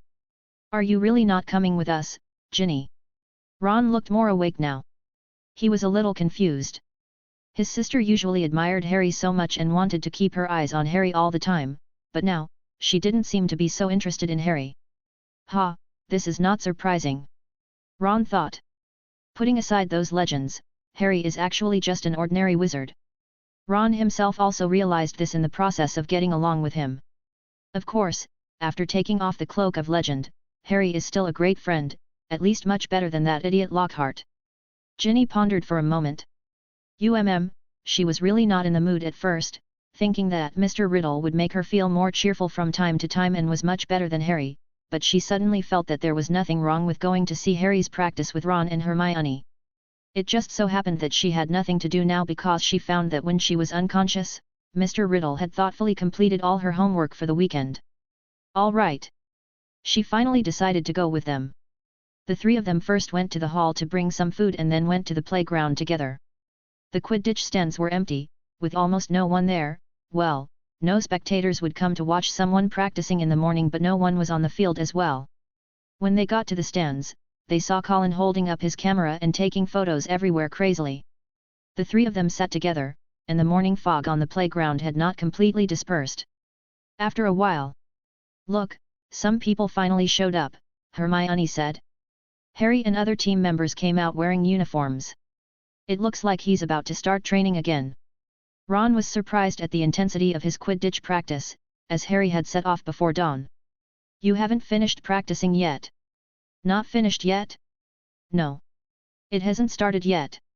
Harry shook his head and said, "Wood has been talking about tactics for several hours, and I'm already going crazy with hunger. Would you like something to eat?" Ginny handed out the bread in her hand. She didn't have much appetite. "Now, everyone, come to the center." Wood's voice came. He was a little excited, but Wood didn't intend to give him time to eat. Harry kicked off his feet and flew into the sky on his Nimbus 2000. But the training was interrupted almost before it started. Because Colin was holding the camera and filming them like crazy, which made Wood very unhappy. "Why is that kid taking pictures of our practice?" He suspected that this kid was a spy sent by Slytherin to get information about their new tactics. "Slytherin doesn't need spies, dude," George said helplessly. "How do you know?" Oliver Wood looked at George. "Because they can see on their own." George pointed toward a direction. Several people in green robes walked into the stadium, holding broomsticks in their hands. It was the team of their old enemy Slytherin. Wood flew down angrily, and the two teams immediately erupted into a strong smell of conflict. "Ha, what's going on now?" Hermione asked Ron. Hermione's slightly worried voice made Ginny look toward the newly arrived group. "What's wrong, Ron?" she also asked. "They're quarreling. Let's go over there and take a look." Ron jumped down immediately. He thought that if a conflict really broke out, he couldn't just sit back and watch. When they rushed downstairs, Ron and Hermione looked at the man with platinum blonde hair in the Slytherin team in surprise. Draco Malfoy. Of course, Ginny also knew him. It was this platinum boy's father who fought with her own father at Flourish and Blott's bookstore during the summer vacation. Chapter 11, Ginny knows more than Hermione? "What's wrong, what is he doing here?" Ron asked the twins quickly.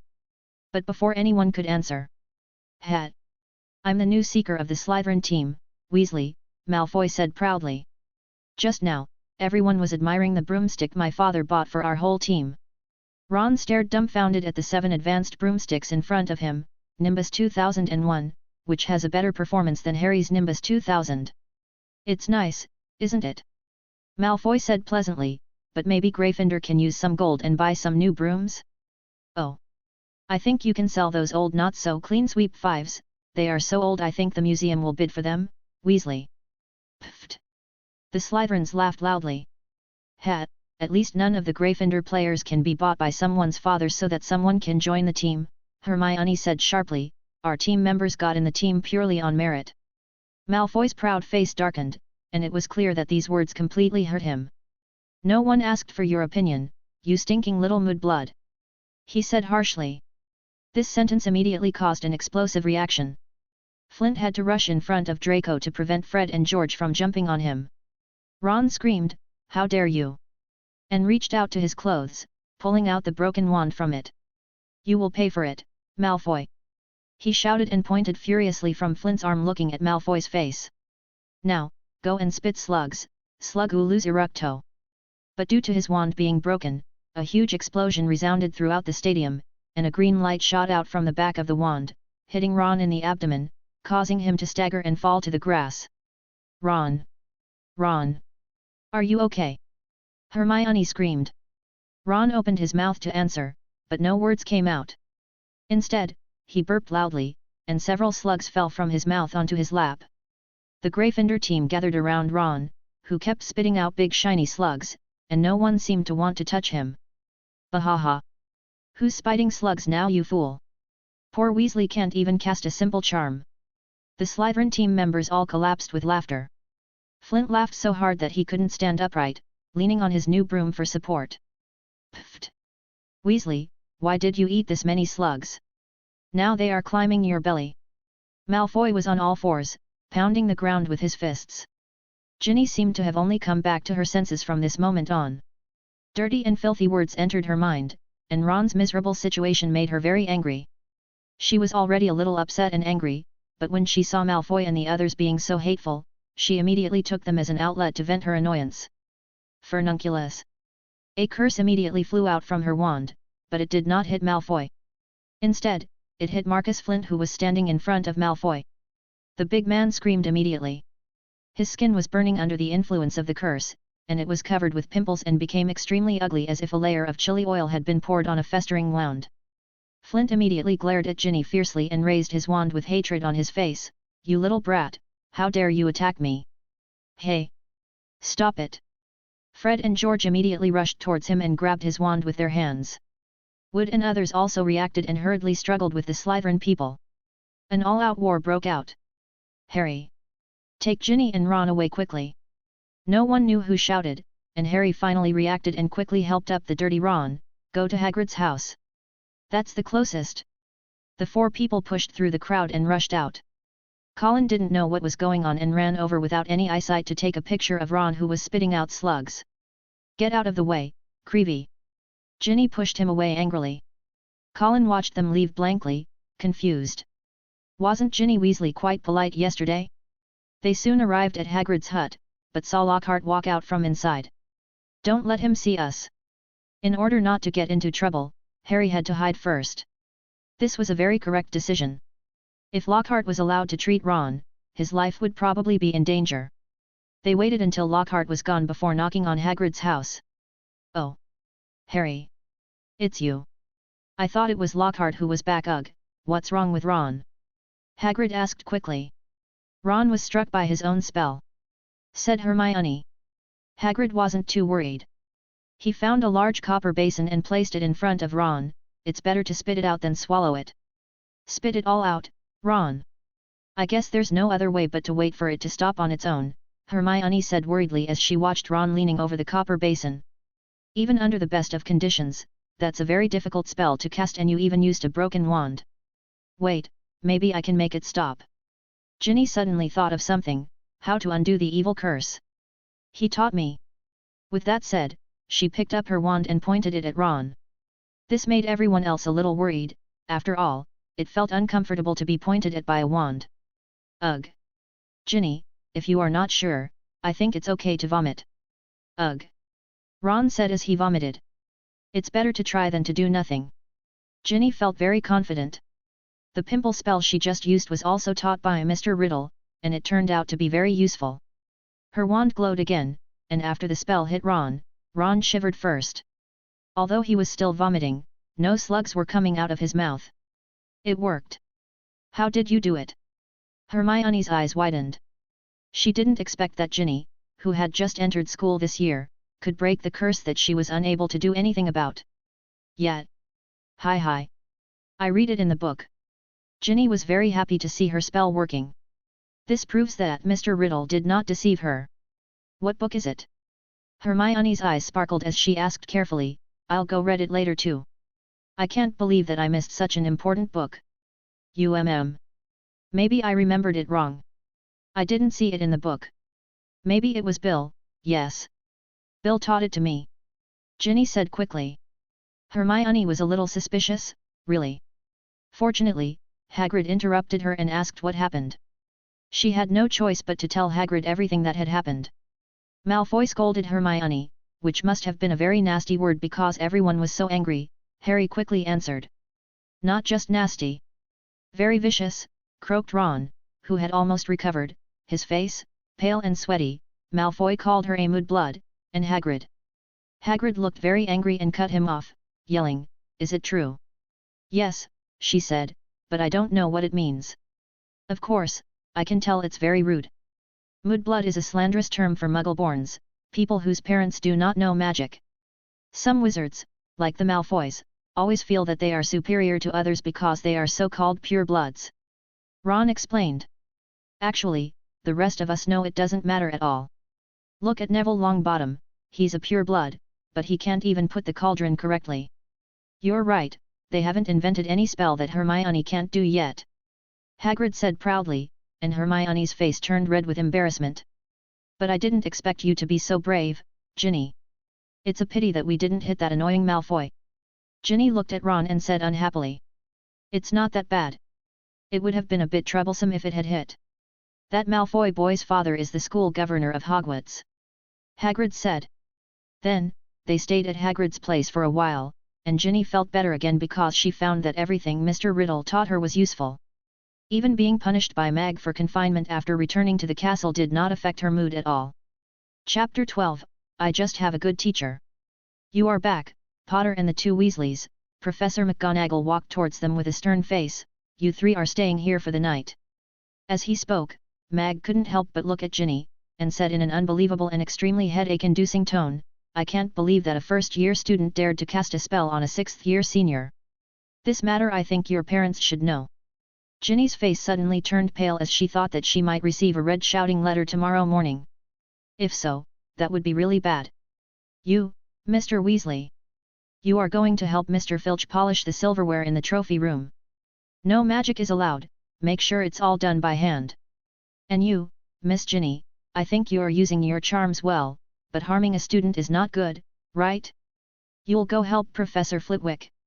Professor McGonagall turned to Harry, as for you, Mr. Potter, you go help Professor Lockhart reply to his admirers by letters.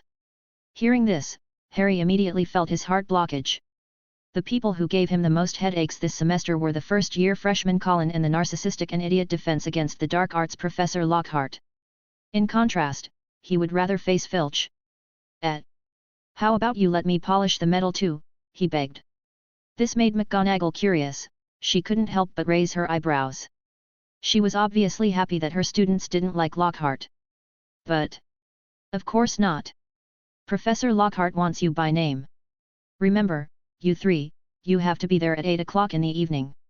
If it were that easy, it wouldn't be called punishment. Please wait a moment, Professor. Anything else, Miss Weasley? I want to ask, where are those Slytherin students? Don't they need to be punished for insulting their classmates with words? Ginny mustered up the courage to look directly at McGonagall, which made Harry, Ron, and even Hermione widen their eyes. Eyes, full of admiration. Before this, no lion cub dared to talk to Professor McGonagall like this. Even the twins saw her like a mouse seeing a cat. At this time, the Weasley family was better than its predecessor. Of course, they will be punished, Professor Snape will punish them himself. Mag smiled a little. After saying that, Mag turned and left. Did I hear her correctly? Ron said exaggeratedly, Snape will punish them? Doesn't she know that there is no difference between letting them go? The faces of the four people were all ugly. Obviously, in their opinion, Snape would definitely protect those guys. But in fact, this time they guessed wrong. After Ginny hit Marcus with that curse, the two teams almost turned into a big melee, which finally ended with McGonagall and Snape personally coming forward. In this case, Snape naturally knew the whole story and took over the task of punishing Malfoy without hesitation. Now, all the toilets in Slytherin have been taken care of by Malfoy. LOL. At 8 o'clock in the evening, Ginny arrived alone on the 8th floor. The Ravenclaw Dean's office was near the West Tower. Ginny counted 13 windows to the right, and then knocked on the door. Please come in. Professor Flitwick's shrill voice came from inside the room. Professor, excuse me. Ah. Miss Weasley, you are finally here. Flitwick immediately smiled happily when he saw Ginny. He looked unattractive and was only about 1.2 meters tall, almost shorter than Ginny. The facial features are also very different from normal people. But in fact, among the four deans, he is the one who cares most about students, very punctual. Sorry, maybe I should have been a little earlier. Ginny asked in a low voice. It was also her first time in solitary confinement, so she was a little nervous. Now, Ron went to clean the trophy, and Harry went to help Lockhart answer letters to his fans. They were all annoying jobs. What about Professor Flitwick's work? Professor McGonagall didn't seem to say that Professor Flitwick wanted to do something on his own. Flitwick could see her worry at a glance and said quickly, "Don't worry, child. I don't have any annoying physical labor here. Compared to that, I would actually rather continue to teach you about spells. You performed very well in class, so maybe I have higher expectations for you." With a wave of Flitwick's wand, his drawers opened automatically. After opening, many small cakes jumped out of the drawer and were placed in front of Ginny. "Would you like some?" "Thank you, Professor." Ginny felt relieved and happily picked up the cake. It was much better than the toffee she had eaten at Hagrid's place this morning. "I heard that you cast a curse on a 6th-year student." Flitwick slowly communicated with Ginny as if having a heart-to-heart conversation. Ginny nodded. "I already know what happened. Although this type of statement doesn't suit the identity of a professor, I still want to say that he fully deserves it. Flitwick himself is a wizard with goblin blood, so he is very sensitive in this regard. Sometimes their status as half-bloods seems even lower than that of Muggle wizards. Of course, it is still not recommended to cast curses on classmates." Flitwick revealed the matter lightly. "Compared to this, since you can even do such difficult curses, I'm afraid the other first-year students have to learn the spell can't stop you, right?" Flitwick looked at her expectantly. Ginny immediately showed Flitwick her skills. Wingardium Leviosa. Then Spungify. Colloportus. First with the levitating spell to levitate the strawberry off the cake, then with the softening spell, made the strawberry like a sponge, and by the locking spell, locked the table drawer. "Wonderful, Miss Weasley!" Professor exclaimed and then looked at her again. "Diffindo." Finally, Ginny used the cutting spell to split a hole in the tabletop, and then, Reparo. Used the repairing spell to restore it to its original state. This move really made Flitwick very happy. You know, it's not even Halloween yet, and his lessons for first-grade wizards are still at the theoretical stage. But looking at Ginny like this, she has almost learned all the spells in Standard Spells 1. "That's great, Ginny. That's great." Flitwick almost jumped up with excitement. "I'm already considering whether to let you join my Charms Club. To be honest, your performance is simply better than Miss Granger's." "Yes. Potential is even better." Such kind and energetic praise made Ginny blush with embarrassment. She believed that all this was due to the teachings given to her by Mr. Riddle. Without him, her level of magic would not be so high. "I just had a good teacher," she said timidly. Flitwick clearly misunderstood the statement and thought he was the good teacher. However, it was precisely because of this misunderstanding that Flitwick, who was in a good mood, directly exempted Ginny from confinement. "Ha ha ha. Okay, your detention is over, you can go back first. If you encounter any problems with magic spells, or if you have any books you want to read in the library, you are welcome to come to me," he said happily. "I hope you can maintain your current level so that when you are in 5th grade, I will definitely invite you to join the Charms Club immediately." He continued, "Ah. Of course, you can come and observe now also if it interests you." Chapter 13, Manipulating the Little Witch. It didn't take Ginny 5 minutes to get back to the Gryffindor common room. The resting rooms of Gryffindor and Ravenclaw are both on the tower, just not on the same side, and the tower is connected to the 8th floor of the castle. The Hogwarts school has a total of 5 towers. The tallest central tower is used for astronomy classrooms, and the remaining 4 towers are located in the 4 different directions: southeast, northwest, and northwest. The North Tower is the divination classroom and the West Tower is the owl shed. The southeastern sides are used as the common room and dormitories for Gryffindor and Ravenclaw respectively.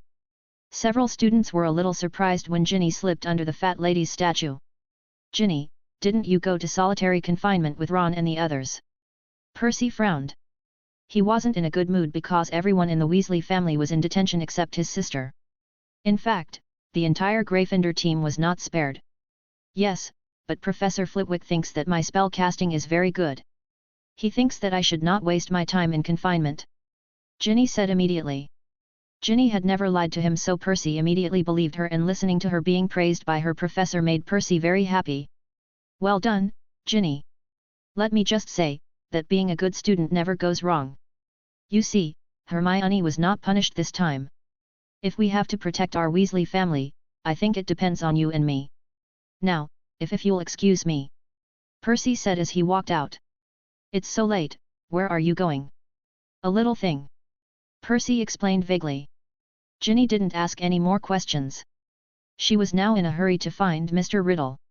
Quickly returning to her dormitory, Ginny used a magic spell to unlock the drawer and spread the black-covered diary on the table. The ink-stained quill paused over the diary for a long time. Phew! Finally, Ginny took a deep breath and slowly started writing. "Mr. Riddle, I have something to ask you." After finishing one sentence, Ginny quickly wrote the next sentence without waiting for the diary to respond. When she first started writing, she thought it was so difficult to ask this question, but now she seemed to be unable to stop and wrote to the bottom in one breath. "I lost one day's memory. I clearly remembered that it was Thursday when I went to bed, but when I woke up the next day, the day had turned into Saturday. My classmates all said that I took leave on Friday, but in fact, I don't remember doing that at all. What do you think is wrong with me?" She expressed it very tactfully, trying not to sound like she was suspicious of Mr. Riddle, but in fact, maybe this was also a little bit of Ginny's inner expectation. She didn't want it to have anything to do with Mr. Riddle. At least, there is no clear evidence yet. Then, she nervously watched the ink disappear on the yellowed paper. She felt as if there was a little person holding a huge hammer in her chest and pounding hard, making her breathless. "Could it be you, Mr. Riddle?" she thought with a slight hesitation. "Am I discovered?" In the memory space, Cyrus looked at the large sentence that appeared in front of him and began to think about how to answer. Cyrus is not able to see her expressions, he can only speculate from her words. Looking at her sentence, she seems not sure if I did it or not. "Do you want to trust her words?" he asked himself. How about giving her another reason?" he thought out loud. Judging from the current situation, Ginny Weasley still believes in him. If he said he didn't know about the matter, or blamed it on other reasons, she would be willing to believe it. But Cyrus thought about it and decided to tell Ginny the truth. Sometimes telling the truth is a better form of deception than lying. "You found out? I originally planned to keep it a secret." "I'm sorry, Ginny." Cyrus tried to make his sentence's tone sound more sincere and blamed himself. "In fact, I controlled your body, as expected of such an evil magic prop, right? This diary, you'd better destroy it." It's really you," Ginny said in disbelief. Although she had already guessed before, but when Cyrus told the truth personally, Ginny still didn't want to believe it. "But why?" Ginny asked urgently. However, it was not so much that she needed an explanation, but rather that she now very much needed to find an excuse for Mr. Riddle to prove that Mr. Riddle was not dangerous. "What's with this response, Ginny?" Cyrus immediately pretended to be serious. "Ginny, listen, no matter what the reason is, my behavior is unforgivable. A magic item actually controlled the body of a wizard. If this happened with my own body, I would definitely eliminate the item as soon as possible. You should do the same. Destroy me, Ginny, it's just a diary." The use of "me" in his text had a deeper effect on the little girl. "No," Ginny wrote forcefully, "I don't think you are an evil tool. I think, if you are really evil, then why didn't you do anything? Helping me finish writing weekend homework is hardly an evil move. You have your reasons, some secrets you can't tell, right?" Seeing that Cyrus hadn't said anything, Ginny took the initiative to help find an excuse. Cyrus couldn't help but sigh. Children are indeed easily deceived. In other words, people are always willing to believe what they want to believe. This time, he deliberately remained silent for a long time before answering. "You're right, there was magic in his words," which made Ginny feel sad and depressed. "I should have told you, I am just a little memory left by Tom Riddle in the diary." Ginny nodded, waiting for the next text to appear. "Ginny, have you ever wondered where the real Tom Riddle is now?" "The real Tom Riddle?" Ginny muttered this sentence. In fact, she already had a guess in her heart. In the medal display room, it was 50 years ago that Tom Riddle won the medal. "Could it be that, Mr. Riddle, you have already—" "Yes, I have actually been dead for many years." Cyrus began to impress Ginny with his tragic past. "The little lions of Gryffindor are always more emotional than rational. My death is actually related to a mysterious man. He was very rampant in that era." "So, you were killed by a mysterious man?" Ginny asked back, but it was obvious that she was convinced of this answer. "It's all in the past." Cyrus didn't answer, for a while. Then he said, I was made into a diary when I was a student. After so many years, I really miss this world too much. It's my long-cherished wish to breathe fresh air again while still alive. Mr. Riddle. Ginny burst into tears. Although she thought that Mr. Riddle might be dead, she didn't expect that he was murdered by a mysterious man when he was a student. This was a really pitiful story. She did not notice the contradiction in what Cyrus said at this time. During the summer vacation, Cyrus even said that he had graduated from school. No matter what, my behavior cannot be forgiven. Cyrus scolded himself in his texts, making Ginny even more sad. How can Ginny, who is only in first grade, identify his manipulating words? After listening to Cyrus' words, a little girl like her has no hope. Ginny, destroy me or hand me over to a professor at school. But... He paused for a second, but before that, I want to see you, thank you for talking to me during this time, after being trapped in a diary for decades, it is indeed a painful and torturous thing. Chapter 14, Destroy Me, Ginny. Ginny, destroy me or hand me over to a professor at school. But... He paused for a second. But before that, I want to see you, thank you for talking to me during this time, after being trapped in a diary for decades, it is indeed a painful and torturous thing. Sob. She was sobbing but then looked at the text. Meet Mr. Riddle? Ginny froze. A voice in her subconscious told her, never do this, trusting a magic item is stupid and dangerous.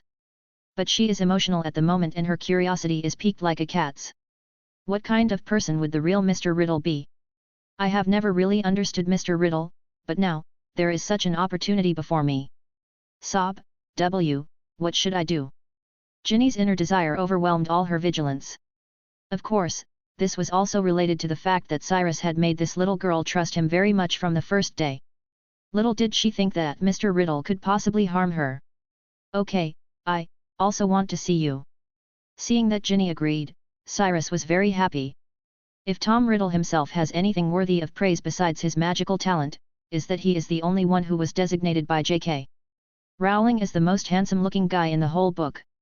Before Tom Riddle transformed himself with black magic, he used it to deceive many women. To this day, the spirit of one of Hogwarts' victims still floats in Ravenclaw's tower.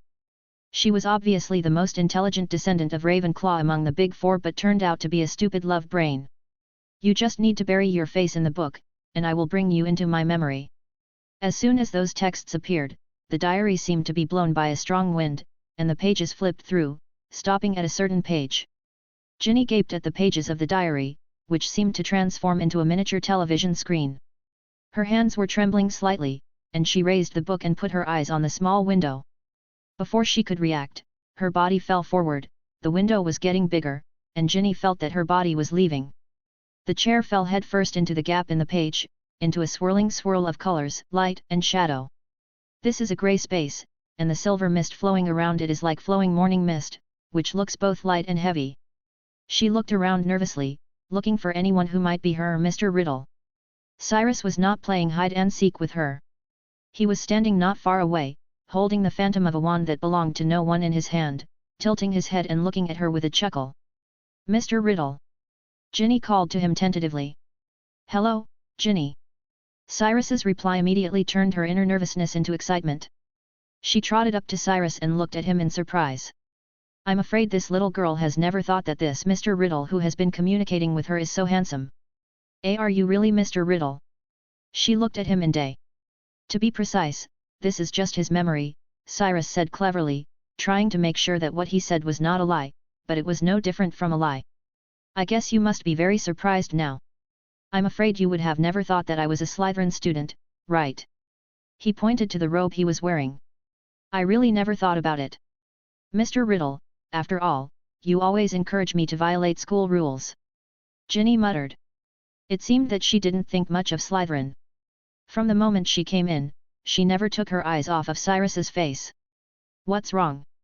I think you look a bit like Harry, Mr. Riddle, Ginny said hesitantly, then quickly added, oh of course, just a little. This kind of coincidence is not impossible. Sellers said with a smile.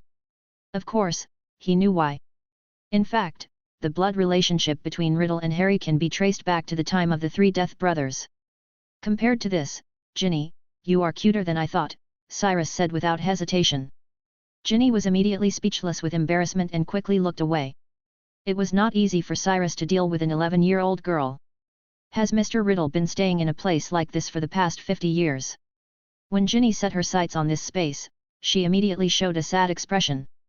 There is nothing here, it is pitch black, like an empty and bleak dark forest in winter. The silver mist was so cold that it was suffocating just to look at it. She couldn't imagine how a person could spend 50 years here. If it were her, she probably wouldn't be able to stay for even a day. Poor Mr. Riddle. He just wanted to see the real world, what was so wrong with that? He even took the time to help me with my homework. Ginny wanted to hug Mr. Riddle now, but when she stretched out her hand towards Cyrus, the young hand passed through Cyrus's body. Ahaha, it's useless Ginny, I'm just a memory, Cyrus said. I can only see and hear. But I can't feel or touch well, I could after I controlled you despicably. That day, I felt really alive. The blue sky, wind and warm sun shone on my body. It was incredible to be alive, what do you think? Of course, I didn't forget to go to the cafeteria and have a delicious meal. The look of growing satisfaction on his face made Ginny even more uncomfortable and she almost cried. Mr. Riddle. Okay. At this time, Cyrus' tone suddenly became stern, that's it, Ginny. This voice scared Ginny away, making her tremble for a moment. Then, Cyrus said softly, it's time for you to go back. But just go quickly. It's not a good thing to stay for a long time with a dead thing like me, not even a revenant. After you go back, destroy the diary. If your magic power is not powerful enough, then hand it over to the others. It's time for us to say goodbye. It was nice to meet you, Ginny. Cyrus said goodbye in disguise, and his figure slowly became transparent and illusory, disappearing into the silver memory. No. Ginny bit her lip, tears forming in a straight line, her head shaking wildly. Be obedient, Ginny. Perhaps destruction is the final destination of a memory like mine. No. Ginny shook her head decisively, Mr. Riddle is my friend, and I will never kill Mr. Riddle. You'll make new friends, Ginny, real friends, Cyrus emphasized. This is different. Ginny shouted with tears. But does Mr. Riddle intend to hurt me? Do you intend to kill me? Ginny asked quickly. Of course not, Cyrus denied vehemently. This sentence is somewhat true since he will not kill her. If that's the case, then why should I kill Mr. Riddle? Ginny had made up her mind and became extra brave at this time. She wiped away her tears and said forcefully, Mr. Riddle is eager to contact the real world. I can help. I suppose it wouldn't be a big deal to lend my body to Mr. Riddle once in a while, right? The cute little girl said seriously. At one point, Cyrus felt like he really deserved to die, but he still wanted to live. Thank you, Ginny. Chapter 15, Curse Practice, Unsuccessful Patroness Charm. The next morning, Ginny came to the hall in a daze. Thinking of what happened last night, Ginny was still a little dazed. What happened was somewhat unbelievable to her. She actually agreed to lend her body to Mr. Riddle. And she had lent her body again that night. Now it seems that it was exactly as she thought. Although she was a little tired, there was no accident. Mr. Riddle would certainly not harm her. Ginny drowsily spread the jam on the bread and stuffed it into her mouth, mechanically. Then, a huge and harsh sound exploded in the auditorium, causing her to wake up suddenly. Ron! How dare you cast a spell on your classmates? And you also led your sister into your mischief, it's not even a month since school started. You guys dare to do such a thing, and you, Freda George. Ginny saw a red letter that turned into a mouth, floating on the Gryffindor table and yelling curses. It almost scolded Ron and the twins, and now it turned to her side. This made her suddenly turn pale. She only remembered about Mr. Riddle yesterday but completely forgot that Professor McGonagall had told her mother about the spell she had cast on the senior students. When she saw the letter approaching, Ginny wanted to run away immediately. It would be too embarrassing to be scolded in front of everyone. In fact, the two classmates who were originally sitting next to her saw that something was wrong and had jumped away long ago, fearing that they would be accidentally injured by the sound of shouting letters. However, what surprised Ginny was that when the shouting letter hovered in front of her, Molly's voice suddenly became gentle, I've heard everything, little Ginny. I have to say, you did a good job. Don't worry, no one is bothering your dad. Percy has already told me, and if a senior student got cursed by a first-year student, then we have nothing to say. Of course, don't be so impulsive next time. It's best to tell the professors when you encounter trouble. Okay? See you over Christmas break. After saying that, the roaring letter immediately burned. Ron and the twins were both a bit unbalanced. Had they even done something wrong? Ron's spell was cast on himself. Ginny was the mean one. In fact, only her spell succeeded, but they were the only ones who were scolded by the Howler. Do you think this is fair? Ron said angrily. Okay, just shut up and let her be, she is our sister. Fred and George looked at him with irritation. And Ginny was really cool yesterday, they said exaggeratedly. Since what happened yesterday became widely known in Gryffindor, Ginny has almost become a hero in Gryffindor. In comparison, Ron seems a bit frustrated. Ron was still angry now as if nothing good could ever happen to him. Thinking of this, Ron glanced sadly at the broken wand covered with tape. If it hadn't been for this thing, maybe his spell would have been successful. Look around, don't be jealous of Ginny. If it weren't for her, you might still be spitting out slugs today. Hermione comforted Ron. I'm not jealous of her. She's my sister. I just feel it's a bit unfair. It seems like I'm the only one who's unlucky. Ron had no choice but to sit down and gnaw on the chicken drumsticks gloomily. I just hope Marcus Flint doesn't stay out of the hospital until the official game, Harry said with a smile and then whispered the sound he heard last night to Ron and Hermione. In fact, he had already told Ron last night, but neither of them had a clue. In the following days, Cyrus used Ginny's body from time to act at night. It's not that he wants to control the basilisk to kill people. In fact, the plan hasn't really started yet. He spent most of his time practicing spells in the room of requirement. Although Cyrus absorbed Riddle's memories and theoretical knowledge, knowing the theory and being proficient in using magic spells are not the same thing at all. Considering the difficulties he may face after his resurrection, Cyrus needs to make his magic power strong enough. He slowly ate away at Ginny's life force, but was careful to maintain a limit. Ginny looked like she had a cold these days. It happened to be that the time was slowly approaching Halloween, and the temperature in Hogwarts had begun to drop. This period was the worst time for influenza, and most of the young wizards in the school were feeling depressed. Percy was worried about her and had been forcing Ginny to drink pick-me-ups. So much so that steam was rising from her head all this time, and her fiery red hair seemed to be on fire. In the spacious classroom, several wooden dolls rushed toward Ginny quickly. Cyrus had a cold look in his eyes, and he held the U-wand in his hand. He did not panic at all in the face of the siege. It wasn't until the puppet at the forefront was approaching that Cyrus raised his wand like lightning and fired a spell. Hit by the curse, the puppet didn't even last for a second before it exploded and turned into powder flying everywhere. Then, without stopping, Cyrus rolled on the ground to avoid the attacks of the other two puppets, but he did not look embarrassed at all. Half crouching, he turned around and split the two puppets into 16 pieces. The pieces of the puppet floated up under his control and hit the other puppets like meteors, knocking them down. Then, the hard ground rose up, and several huge palms stretched out to hold the puppets influenced by him, preventing them from moving. In the blink of an eye, he eliminated a dozen puppets, and during this period, he did not recite a single spell. Cyrus was quite satisfied with his performance. After all, his body now belonged to Ginny. The one-year-old wizard's magical power was not strong, so it was incredible to be able to do this. One must know that those puppets have magical protection. Now, let's try the Patronus charm. Cyrus thought for a moment, closed his eyes, and began to recall what he could call happy memories. He easily began to recall his past life. Although he seems to have become emotionally numb in life as an adult, his memories from childhood are still pleasant. Dense silk threads spurted out from the tip of the wand, like white velvet or cocoon silk spun by silkworms. Not very good. However, perhaps the memory is too far away, making it no longer clear. Although these threads are intertwined in the air, they have never taken shape. Is my mood too calm? Cyrus lowered his head and pondered. After a moment, he planned to recite the magic spell and do it again. This time, he tried hard to recall the memories of his childhood. At that time, he had no worries, was carefree, and yearned for fairy tales, as if the whole world was clean and beautiful. Expecto Patronum.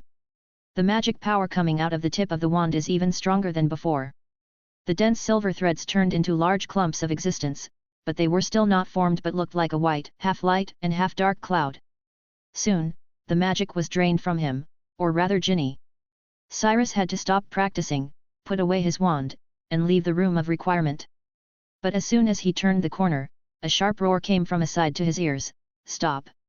Chapter 16, Attack on Halloween. As soon as Cyrus turned the corner, a sharp roar came from aside to his ears. Stop! It's Filch again. Cyrus's patience with this annoying administrator had almost reached its limit. But what really gave him a headache was the cat. It probably had a bit of catnivit blood or something. In addition to its very sharp nose, it seemed to be able to see through a little bit of magic. Cyrus was almost exposed several times because of it. Otherwise, just a squib wouldn't be able to do anything to him. It is especially dangerous sometimes when you not only meet Filch but also happen to meet Snape, who is up late at night. No wonder Tom had to operate on this cat in the original novel. Stop! Don't move! I've found you! Filch shouted viciously into the air. But in fact, where Cyrus is now standing is behind him. Mrs. Norris sniffed his scent all the way to the outside of the room of requirement but found nothing. After confirming that his phantom spell had not expired, Cyrus left quickly without hesitation. At this time, he heard Peeves' mocking voice coming from behind. Poor Felger, he's being fooled around. As a result, the two guys started fighting each other. It was getting closer to Halloween, and Cyrus decided it was almost time. On the night before Halloween, everything in Hogwarts became completely different from before. The pumpkin that was nearly as tall as Ginny in Hagrid's field has now grown to the size of a shed. The insides of these pumpkins were hollowed out, and some were made into scary jack-o'-lanterns, while the rest were turned into pumpkin juice and served on the table. There are some bat decorations installed everywhere in the castle. In the past, the ghosts were always the most active at this time, but this time, even Peeves was nowhere to be seen. This is thanks to Sir Nicholas, who made today the 500th anniversary of his death. At the dinner party, Percy looked around with a frown on his face. The Geminis and Lee Jordan were sitting together, almost having a quarrel. Fred! Where is Ron? Harry and Hermione are also missing. Percy grabbed one of the twins at random and asked immediately. Hey! I'm George. What a shame that you're still my brother. George said angrily with his eyes widened. Because this time he wasn't playing a prank, Percy really had the wrong person. Oh! I am sorry.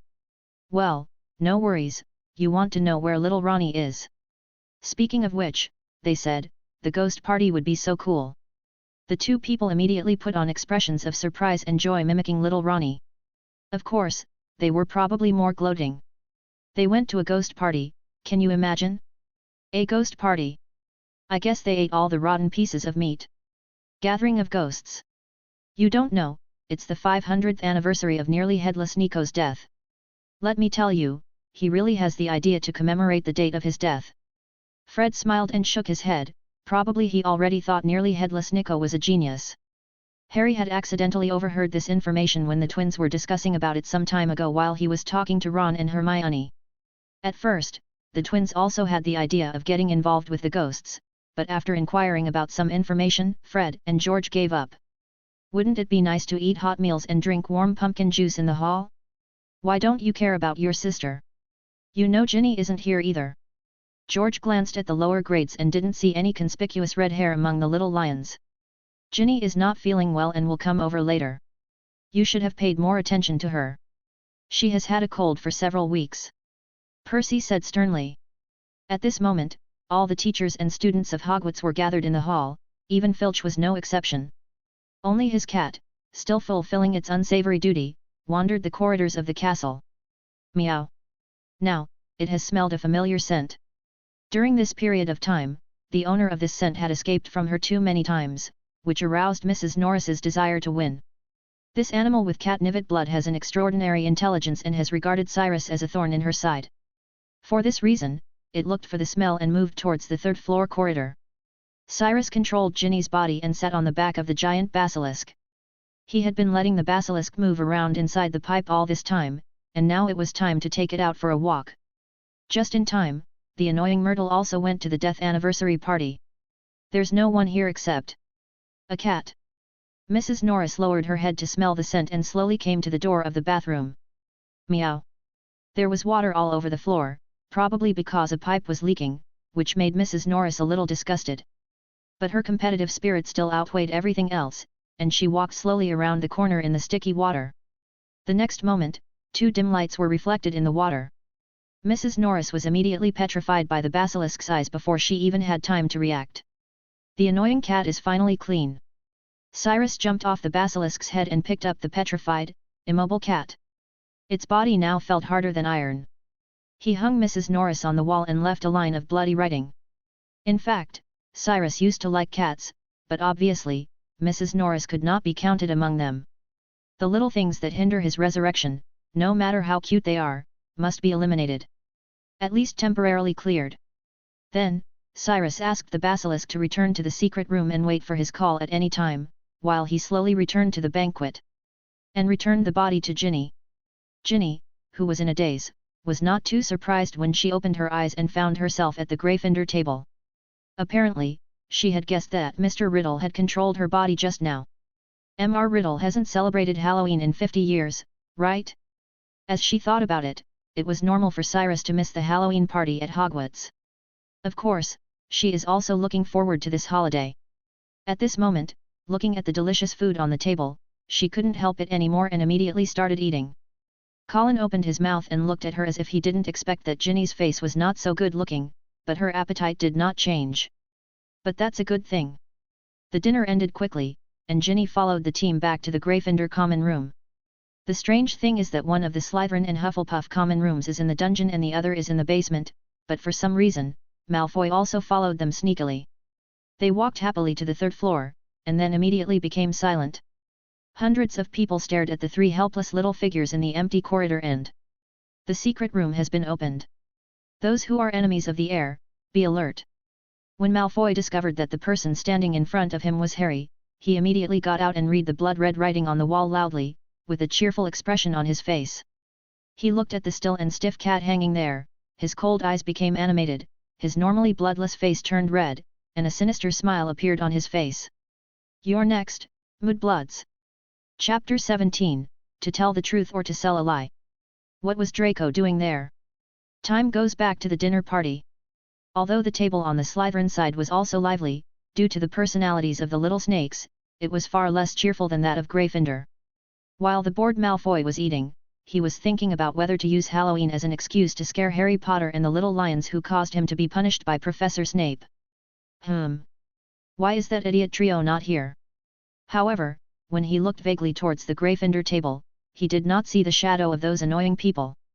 Of course, Malfoy didn't suspect anything at this time. After all, Gryffindor was different from Slytherin, who had to pay attention to the order of seats when eating. Those guys who didn't understand etiquette always went into the gaps wherever there were seats. Uncivilized. And he didn't dare to look directly at Gryffindor, otherwise other little snakes would find out and think he was going to betray the academy. Once a person has an idea in his heart, it will soon be turned into action. Before the dinner was over, Malfoy had already made up his mind that he must let them see how powerful he was tonight. Even if you get caught, it's a Halloween tradition and you're unlikely to be fined. Therefore, when the dinner was over, he simply did not follow the Slytherin team but sneaked into the Ravenclaw team. Then, the previous scene appeared and that takes us here. Although he didn't know who was responsible for the prank, Malfoy felt that the other person was a genius. That's right, Malfoy actually thought it was a prank now. Last time in the stadium, Slytherin suffered a big loss. Of course, there will be people who want revenge. Especially Marcus Flint, who was hit by a pimple curse, and his face was almost completely humiliated. Of course, he had heard about the legend of the Chamber of Secrets, but would a half-blood Harry, a pure-blood Shame, Ron, and a mud-blood Hermione, open the Chamber of Secrets left by Slytherin, one of the Majestic Four? No way, right? Therefore, Malfoy naturally thought it was a prank. Of course, this does not prevent him from adding another fire to it. To this end, he immediately read the writing on the wall aloud, causing a commotion, preferably making others think that the murderer was Harry Potter and his little followers. Being watched by hundreds of pairs of eyes, the panic on the faces of the Golden Trio could hardly be concealed. Harry already regretted that he didn't listen to Ron and left this hellish place quickly, but it was obviously too late now. Malfoy's voice first attracted Filch, the poor and hateful old man who was now hugging his cat like crazy. Harry had no doubt that Filch would be willing to let him pay for his cat's life if possible. You killed my cat. You killed Mrs. Norris. I'm going to kill you. I'm going to. Argus. Dumbledore arrived on the scene, followed by many other teachers. In the blink of an eye, he was past Harry, Ron, and Hermione, and unhooking Mrs. Norris from the torch holder. Come with me, Argus, he said to Filch, and you, Mr. Potter, Mr. Weasley, and Miss Granger. Ah! Mr. Dumbledore, Lockhart stepped forward eagerly. My office is closest to here, it's upstairs, if the principal wants we can go there. Thank you, Gilderoy, said Dumbledore. The silent crowd parted to let them pass. Lockhart was very excited and looked very proud, and hurriedly followed Dumbledore. Professor McGonagall and Snape also followed behind them. Only a few hundred Gryffindor and Ravenclaw students who didn't know what to do were left looking at each other. That's amazing. Why didn't we think of getting rid of this cat? Fred said. Maybe it's because we have a secret weapon. What secret weapon? Lee Jordan came up. Oh, of course, it's a dung bomb. The twins replied in unison. That thing can indeed hinder Mrs. Norris's sense of smell. Lee Jordan nodded with approval, and then added, I really don't know what will happen to Harry and Ron. They shouldn't stay here after doing this kind of crime. What do you think, Ginny? Isn't that Ron your brother? In the crowd, Colin turned to ask Ginny. I don't think the murderer can be Harry, he can't do such a thing. He is the Harry Potter. It would be so sad if he is kicked out. I had written a letter to my brother and he also wanted to meet Harry Potter when he comes to school. He spoke quickly. Now, Ginny was a little distracted because she was worried about the situation of Ron, Harry, and Hermione. Do you think the secret room is real? I've never heard of it. The bloodstains don't seem to be completely dry yet, so the cat probably died not long ago. You came a little late today. Did you find any traces of the murderer? What? Ginny's eyes widened. What does it mean that you came a little late? She wanted to ask more carefully, but Percy and the Ravenclaw prefects had already reacted to the noise and began to organize discipline. Ginny had to keep her doubts to herself. Okay, stop arguing. Get in line. Percy shouted, and you should go back to Slytherin, or I will somehow deduct points from you. After driving away Malfoy, hundreds of footsteps continued to move forward, but the discussion in the crowd was something that Percy couldn't stop no matter how hard he shouted. Okay, Percy, let them go. Penelope Clearwater couldn't help but say. When they returned to the common room, Ginny was still thinking about what Colin had said. But there were too many people in the lounge, and everyone was discussing what had happened. Rumors of the secret room immediately began to spread. Mr. Riddle seemed to say that he knew the locations of many secret rooms. Could it be that Slytherin's secret room was among them? She doesn't doubt Cyrus at all. Mr. Riddle won't do such a thing. That possibility never came to her mind. Ginny was just eager to know if Cyrus had seen the real murderer or had any clues when he controlled her body.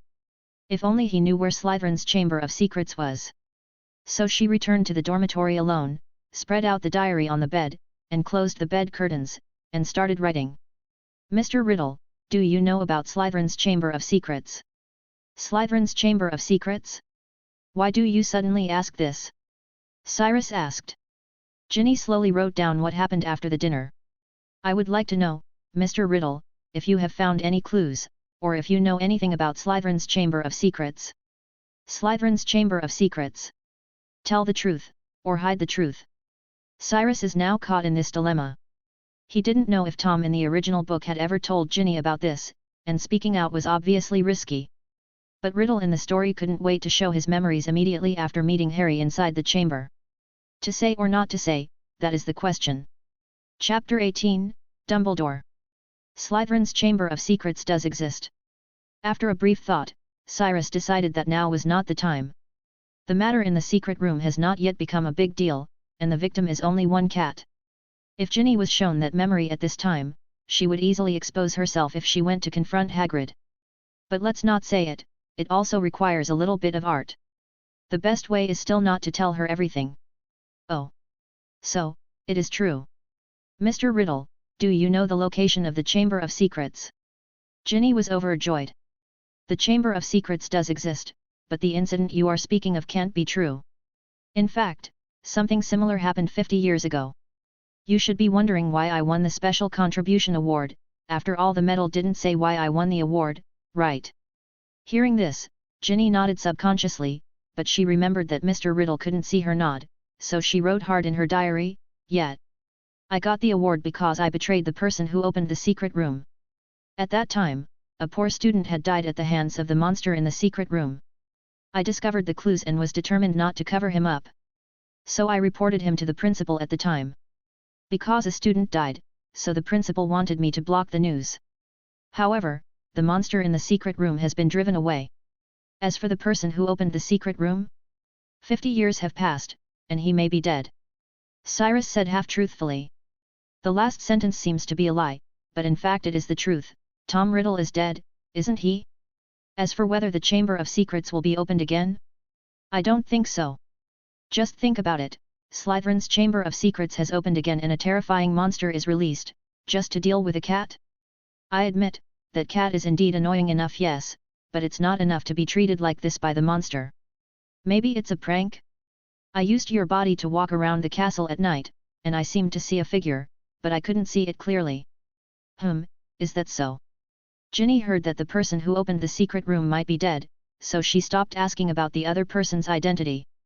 She had no doubts about Cyrus now, but she was very interested in the secret room.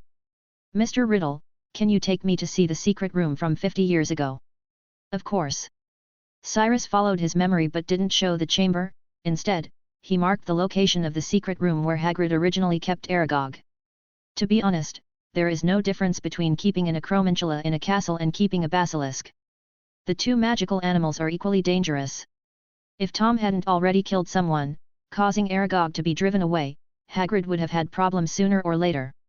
After getting the answer, Ginny already had a plan in mind. That night, around 12 o'clock, Ginny sneaked out of the room and planned to take a look at the secret room. There was no one else in the common room at this time. She walked carefully and slipped out from under the portrait of the fat lady. While walking through a classroom on the 5th floor, she suddenly heard several familiar voices. Ginny immediately crouched in the corner of the window. "Do you think I should tell them about the sound I heard?" "Don't say it," Ron said without thinking. Hearing something that no one else can hear is not a good sign, even in the wizarding world. He was worried that Harry might actually be regarded as the attacker after telling everyone about the voices. Harry felt a slight change in Ron's voice and asked, "You believe me, don't you?" "Of course, I believe you," Ron said quickly, "but, you have to admit it sounds bizarre." "I know it's bizarre," Harry said. "The whole thing is bizarre. What's with those writings on the wall? The Chamber of Secrets has been opened. What does that mean?" "Oh, this reminds me of something," Ron said slowly. "It seems that someone once told me about the Chamber of Secrets in Hogwarts, probably Bill. I don't know, but anyways, now that Squib can't bother us without the cat." Ron said. "What's a squib?" Harry asked. Ginny heard Harry ask strangely, and then Ron laughed. Ron's laughter was so funny that she also wanted to laugh.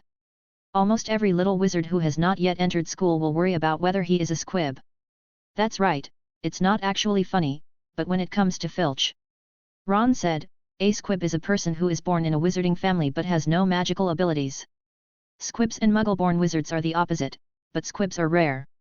You can say that Filch is a squib." That would explain a lot, including why he hates students so much. Ah. He must be jealous, Ginny thought. Also, Ron and Harry looked cheerful. From the looks of it, it seems like they won't be suspended or expelled, right? Ginny breathed a sigh of relief, and then she heard Harry say again, "Let's go to bed quickly before Snape comes to find us again and frame us." So she immediately left from under the window and hid in the corner. She didn't come out again until those two left. As for the secret room, she didn't want others to know about it yet, at least not until she was sure that tonight's events were related to the secret room. It seems like over here." She walked quickly through the corridor, and after a while, she reached the secret room that Cyrus had marked for her. "It's really hidden here, but there's nothing there. As Mr. Riddle said, the monster in the secret room has been driven away. Only thick dust and some old cobwebs are left here." Ginny felt a little happy, but also a little disappointed. But she quickly cheered up. Since it wasn't the monster in the secret room who did it, the most important thing now was to catch the prankster. And the most likely culprit in her eyes. Draco Malfoy. This was Ginny's first suspicion. After what happened during the summer vacation, Ginny had already regarded Draco as a rich spoiled kid with an evil nature, not to mention that the time of his appearance tonight was strange enough. She wanted to go back to the dormitory immediately and tell Mr. Riddle her guess, but as soon as she turned around, she saw an unexpected figure. Headmaster Dumbledore. Ginny almost froze in place. Ah! Good evening, Miss Weasley. Dumbledore stood at the corner of the stairs. He was already tall, but now he looked even taller. Blue eyes shine like gems at night. Principal, why are you here? Ginny became nervous.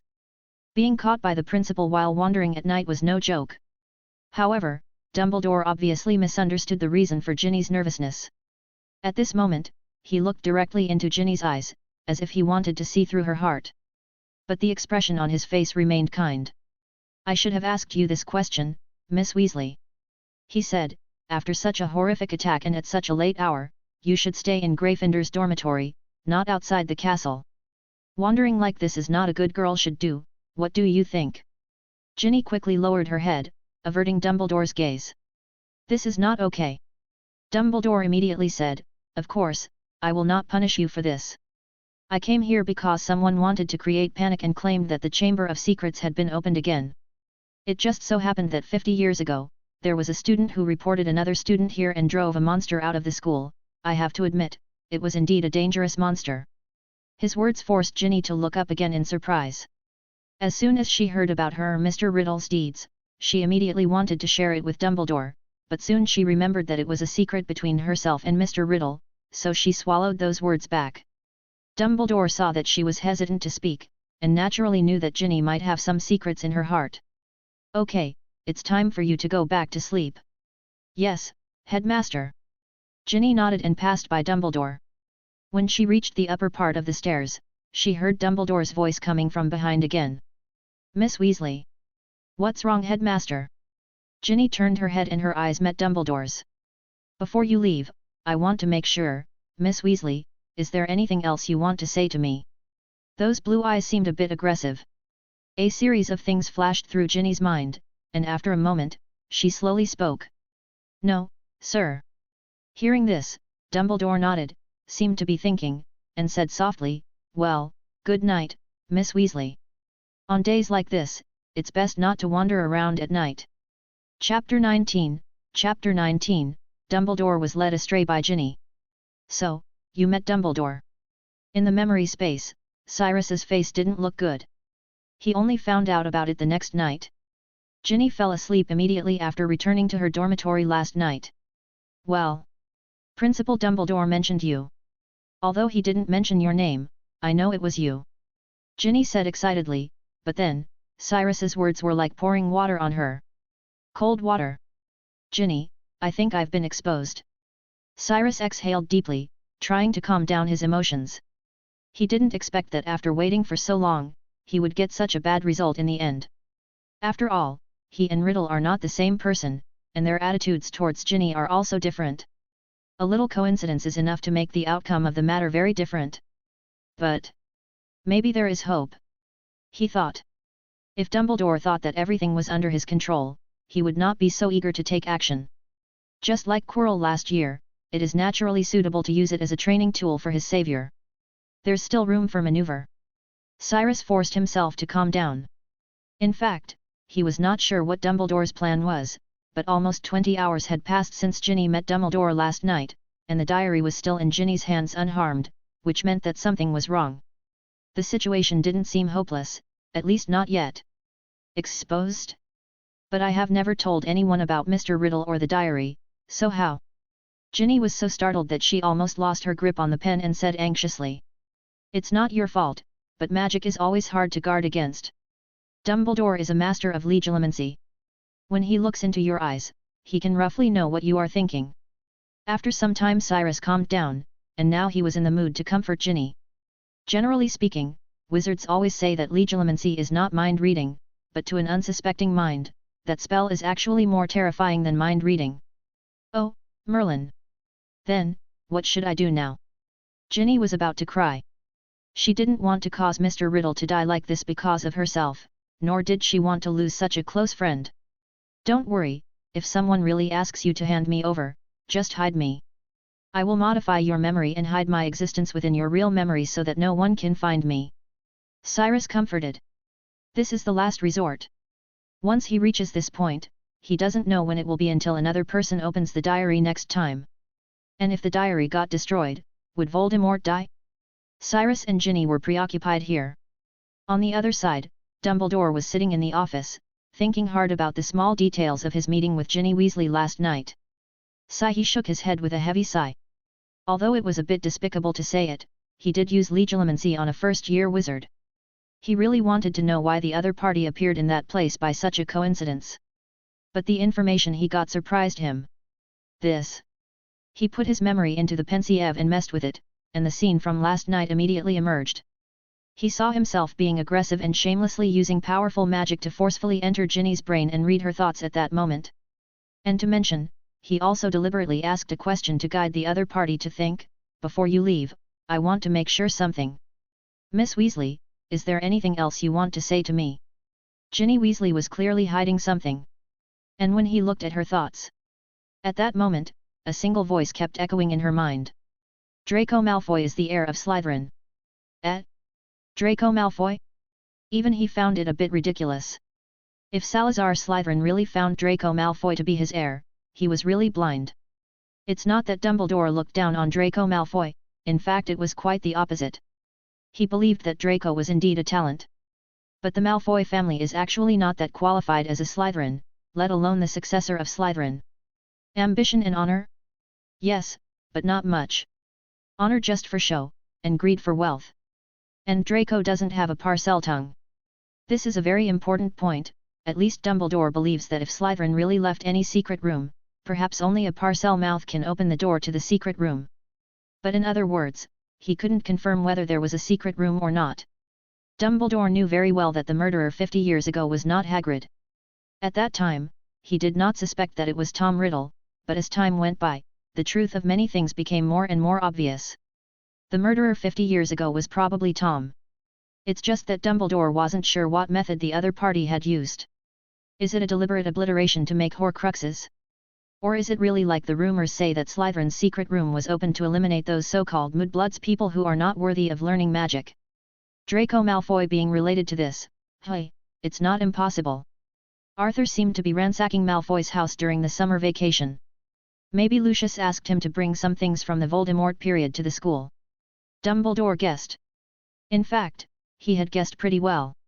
It was actually due to his father that the diary got into Ginny's possession. But because of the words in Ginny's mind, his current guess was slightly biased and incorrect. Moreover, Draco, who was supposed to follow the team back to the dungeon, appeared on the third floor at that time, which was more coincidental than the Golden Trio appearing there. As for why Ginny Weasley appeared in the secret room where Hagrid previously hid the Acromantula, maybe someone told her that this is where the Chamber of Secrets is. 50 years ago, maybe it was her grandfather or grandmother. What are the old things from Voldemort's era? The key to the Chamber of Secrets? Or? He broke away from his memory, looked at Fawkes, who was on the verge of rebirth, and said happily, "Hurry up and prepare for your rebirth, my old friend, I may need your help." If that thing is really the monster that he guessed, then he has finally made progress in something that has been fruitless for decades. Of course, with Tom Riddle's madness, he might have made several such things, but in any case, it would be great if he could destroy one now. Fawkes lowered his head and pulled out one of its tail feathers, ignoring Dumbledore's words. "It seems I have to find time to visit my old friend Horace Slughorn. I haven't seen him for a long time since he retired." Dumbledore paced and stood at the window. In front, watching the moonlight shine down. "But let's wait a little longer. If it is really Draco, I believe Lucius Malfoy will take action." Chapter 20, The Restricted Book Zone. Ever since Cyrus and Ginny said not long ago that Dumbledore might have discovered her affairs, Ginny had been looking very uneasy. Percy and the twins may have misunderstood and thought she was worried that Ron and Harry might be expelled. Ron thought that she was worried about the cat. "But you don't really know Mrs. Norris.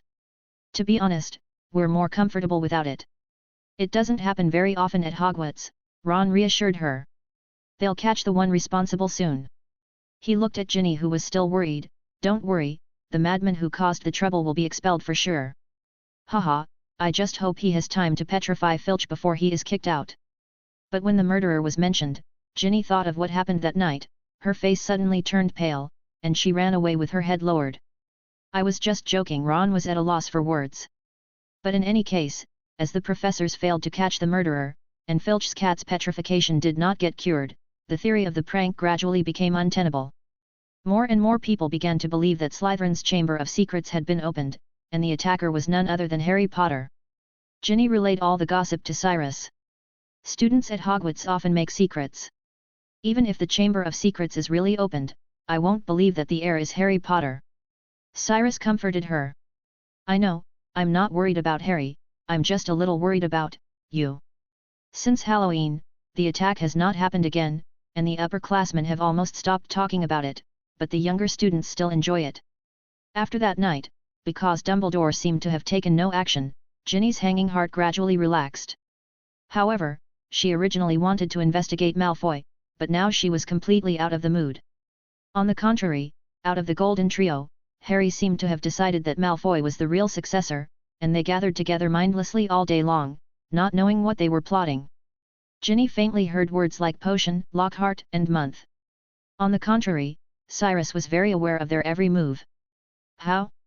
Hermione got a signature from the silly Lockhart, got powerful potions from the restricted book section, and planned to refine the compound potion. Because of this, the three of them occupied Myrtle's bathroom, making his movements in the night a lot more troublesome. Fortunately, Cyrus rarely went to the Chamber of Secrets. He mostly hid in the room of requirement to practice spells, or found time to strangle the roosters raised by Hagrid. Because of Dumbledore's suspicions, Cyrus often felt that time was running out. He was unwilling to waste a single second. He was eager to increase his power and ensure that he would be able to face the worst situation even with Dumbledore. Not only fighting face to face but also being able to escape. The basilisk could be his assist, but it was impossible for the basilisk alone to stop Dumbledore. It can even be said that even if he absorbed all the magical memories of Tom Riddle when he was a student, he would not have been able to escape from Dumbledore's hands. I need more power. He set his sights on the forbidden book section.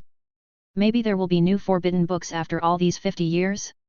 The collection of books at Hogwarts has been slowly accumulated since the school was founded, that is, 1,000 years ago. Therefore, the books are very complicated. Most of the magic books in this world have originals or copies. Among them, most of the books that are considered banned are books that have powerful magical powers or are extremely evil. There are so many books that even if Dumbledore stayed in school for nearly 100 years, he would not dare to say that he had read all the books. What's more, there are many books which could curse a reader just by opening them, so there is no need to mention reading. The way to break the situation lies within. At night, when Ginny put the diary on her pillow and fell into a deep sleep, Cyrus possessed Ginny's body with his consciousness. She suddenly opened her eyes and sat up straight like a doll. Then, Cyrus got out of bed and quietly left the tower. Ever since Mrs. Norris was petrified, Hogwarts has become much more peaceful. Many fewer people dare to go out for night walks in the evening.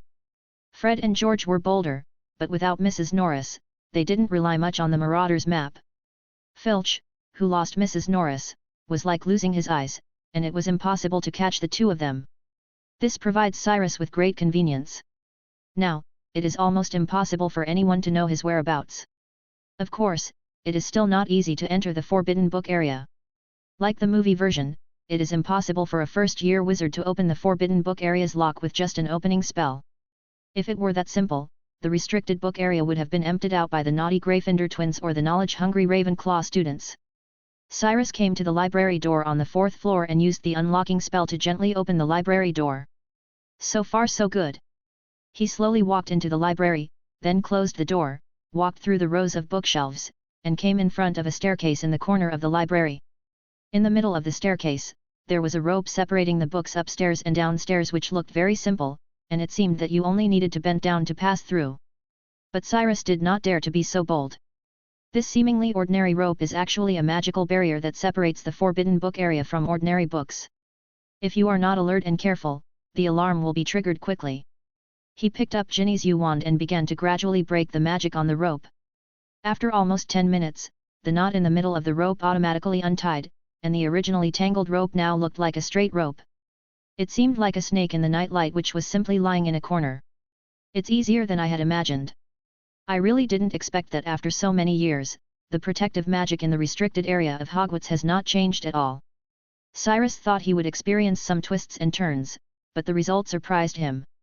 With the memory of Riddle, who was a frequent visitor to the restricted zone 50 years ago, Cyrus now feels as comfortable coming to the restricted zone as he would feel in his living room. The 112 books, the darkness of the mysteries, the hermetic documents, natural magic. The Jewish Book of Abraham. Cyrus passed by the banned books one after another. Almost all of them contained names that were not mentioned in the original books, but there was one book that still interested him greatly. The Book of Jewish Abraham. I remember it was a mysterious book that Nico Flamel got from his dream. He was able to refine the Philosopher's Stone because of the inspiration from this book. I didn't expect a copy of that book to be here. Cyrus picked up the book, and opened it. After taking a quick look, he immediately became more surprised. It is indeed an authentic work. Thanks for listening.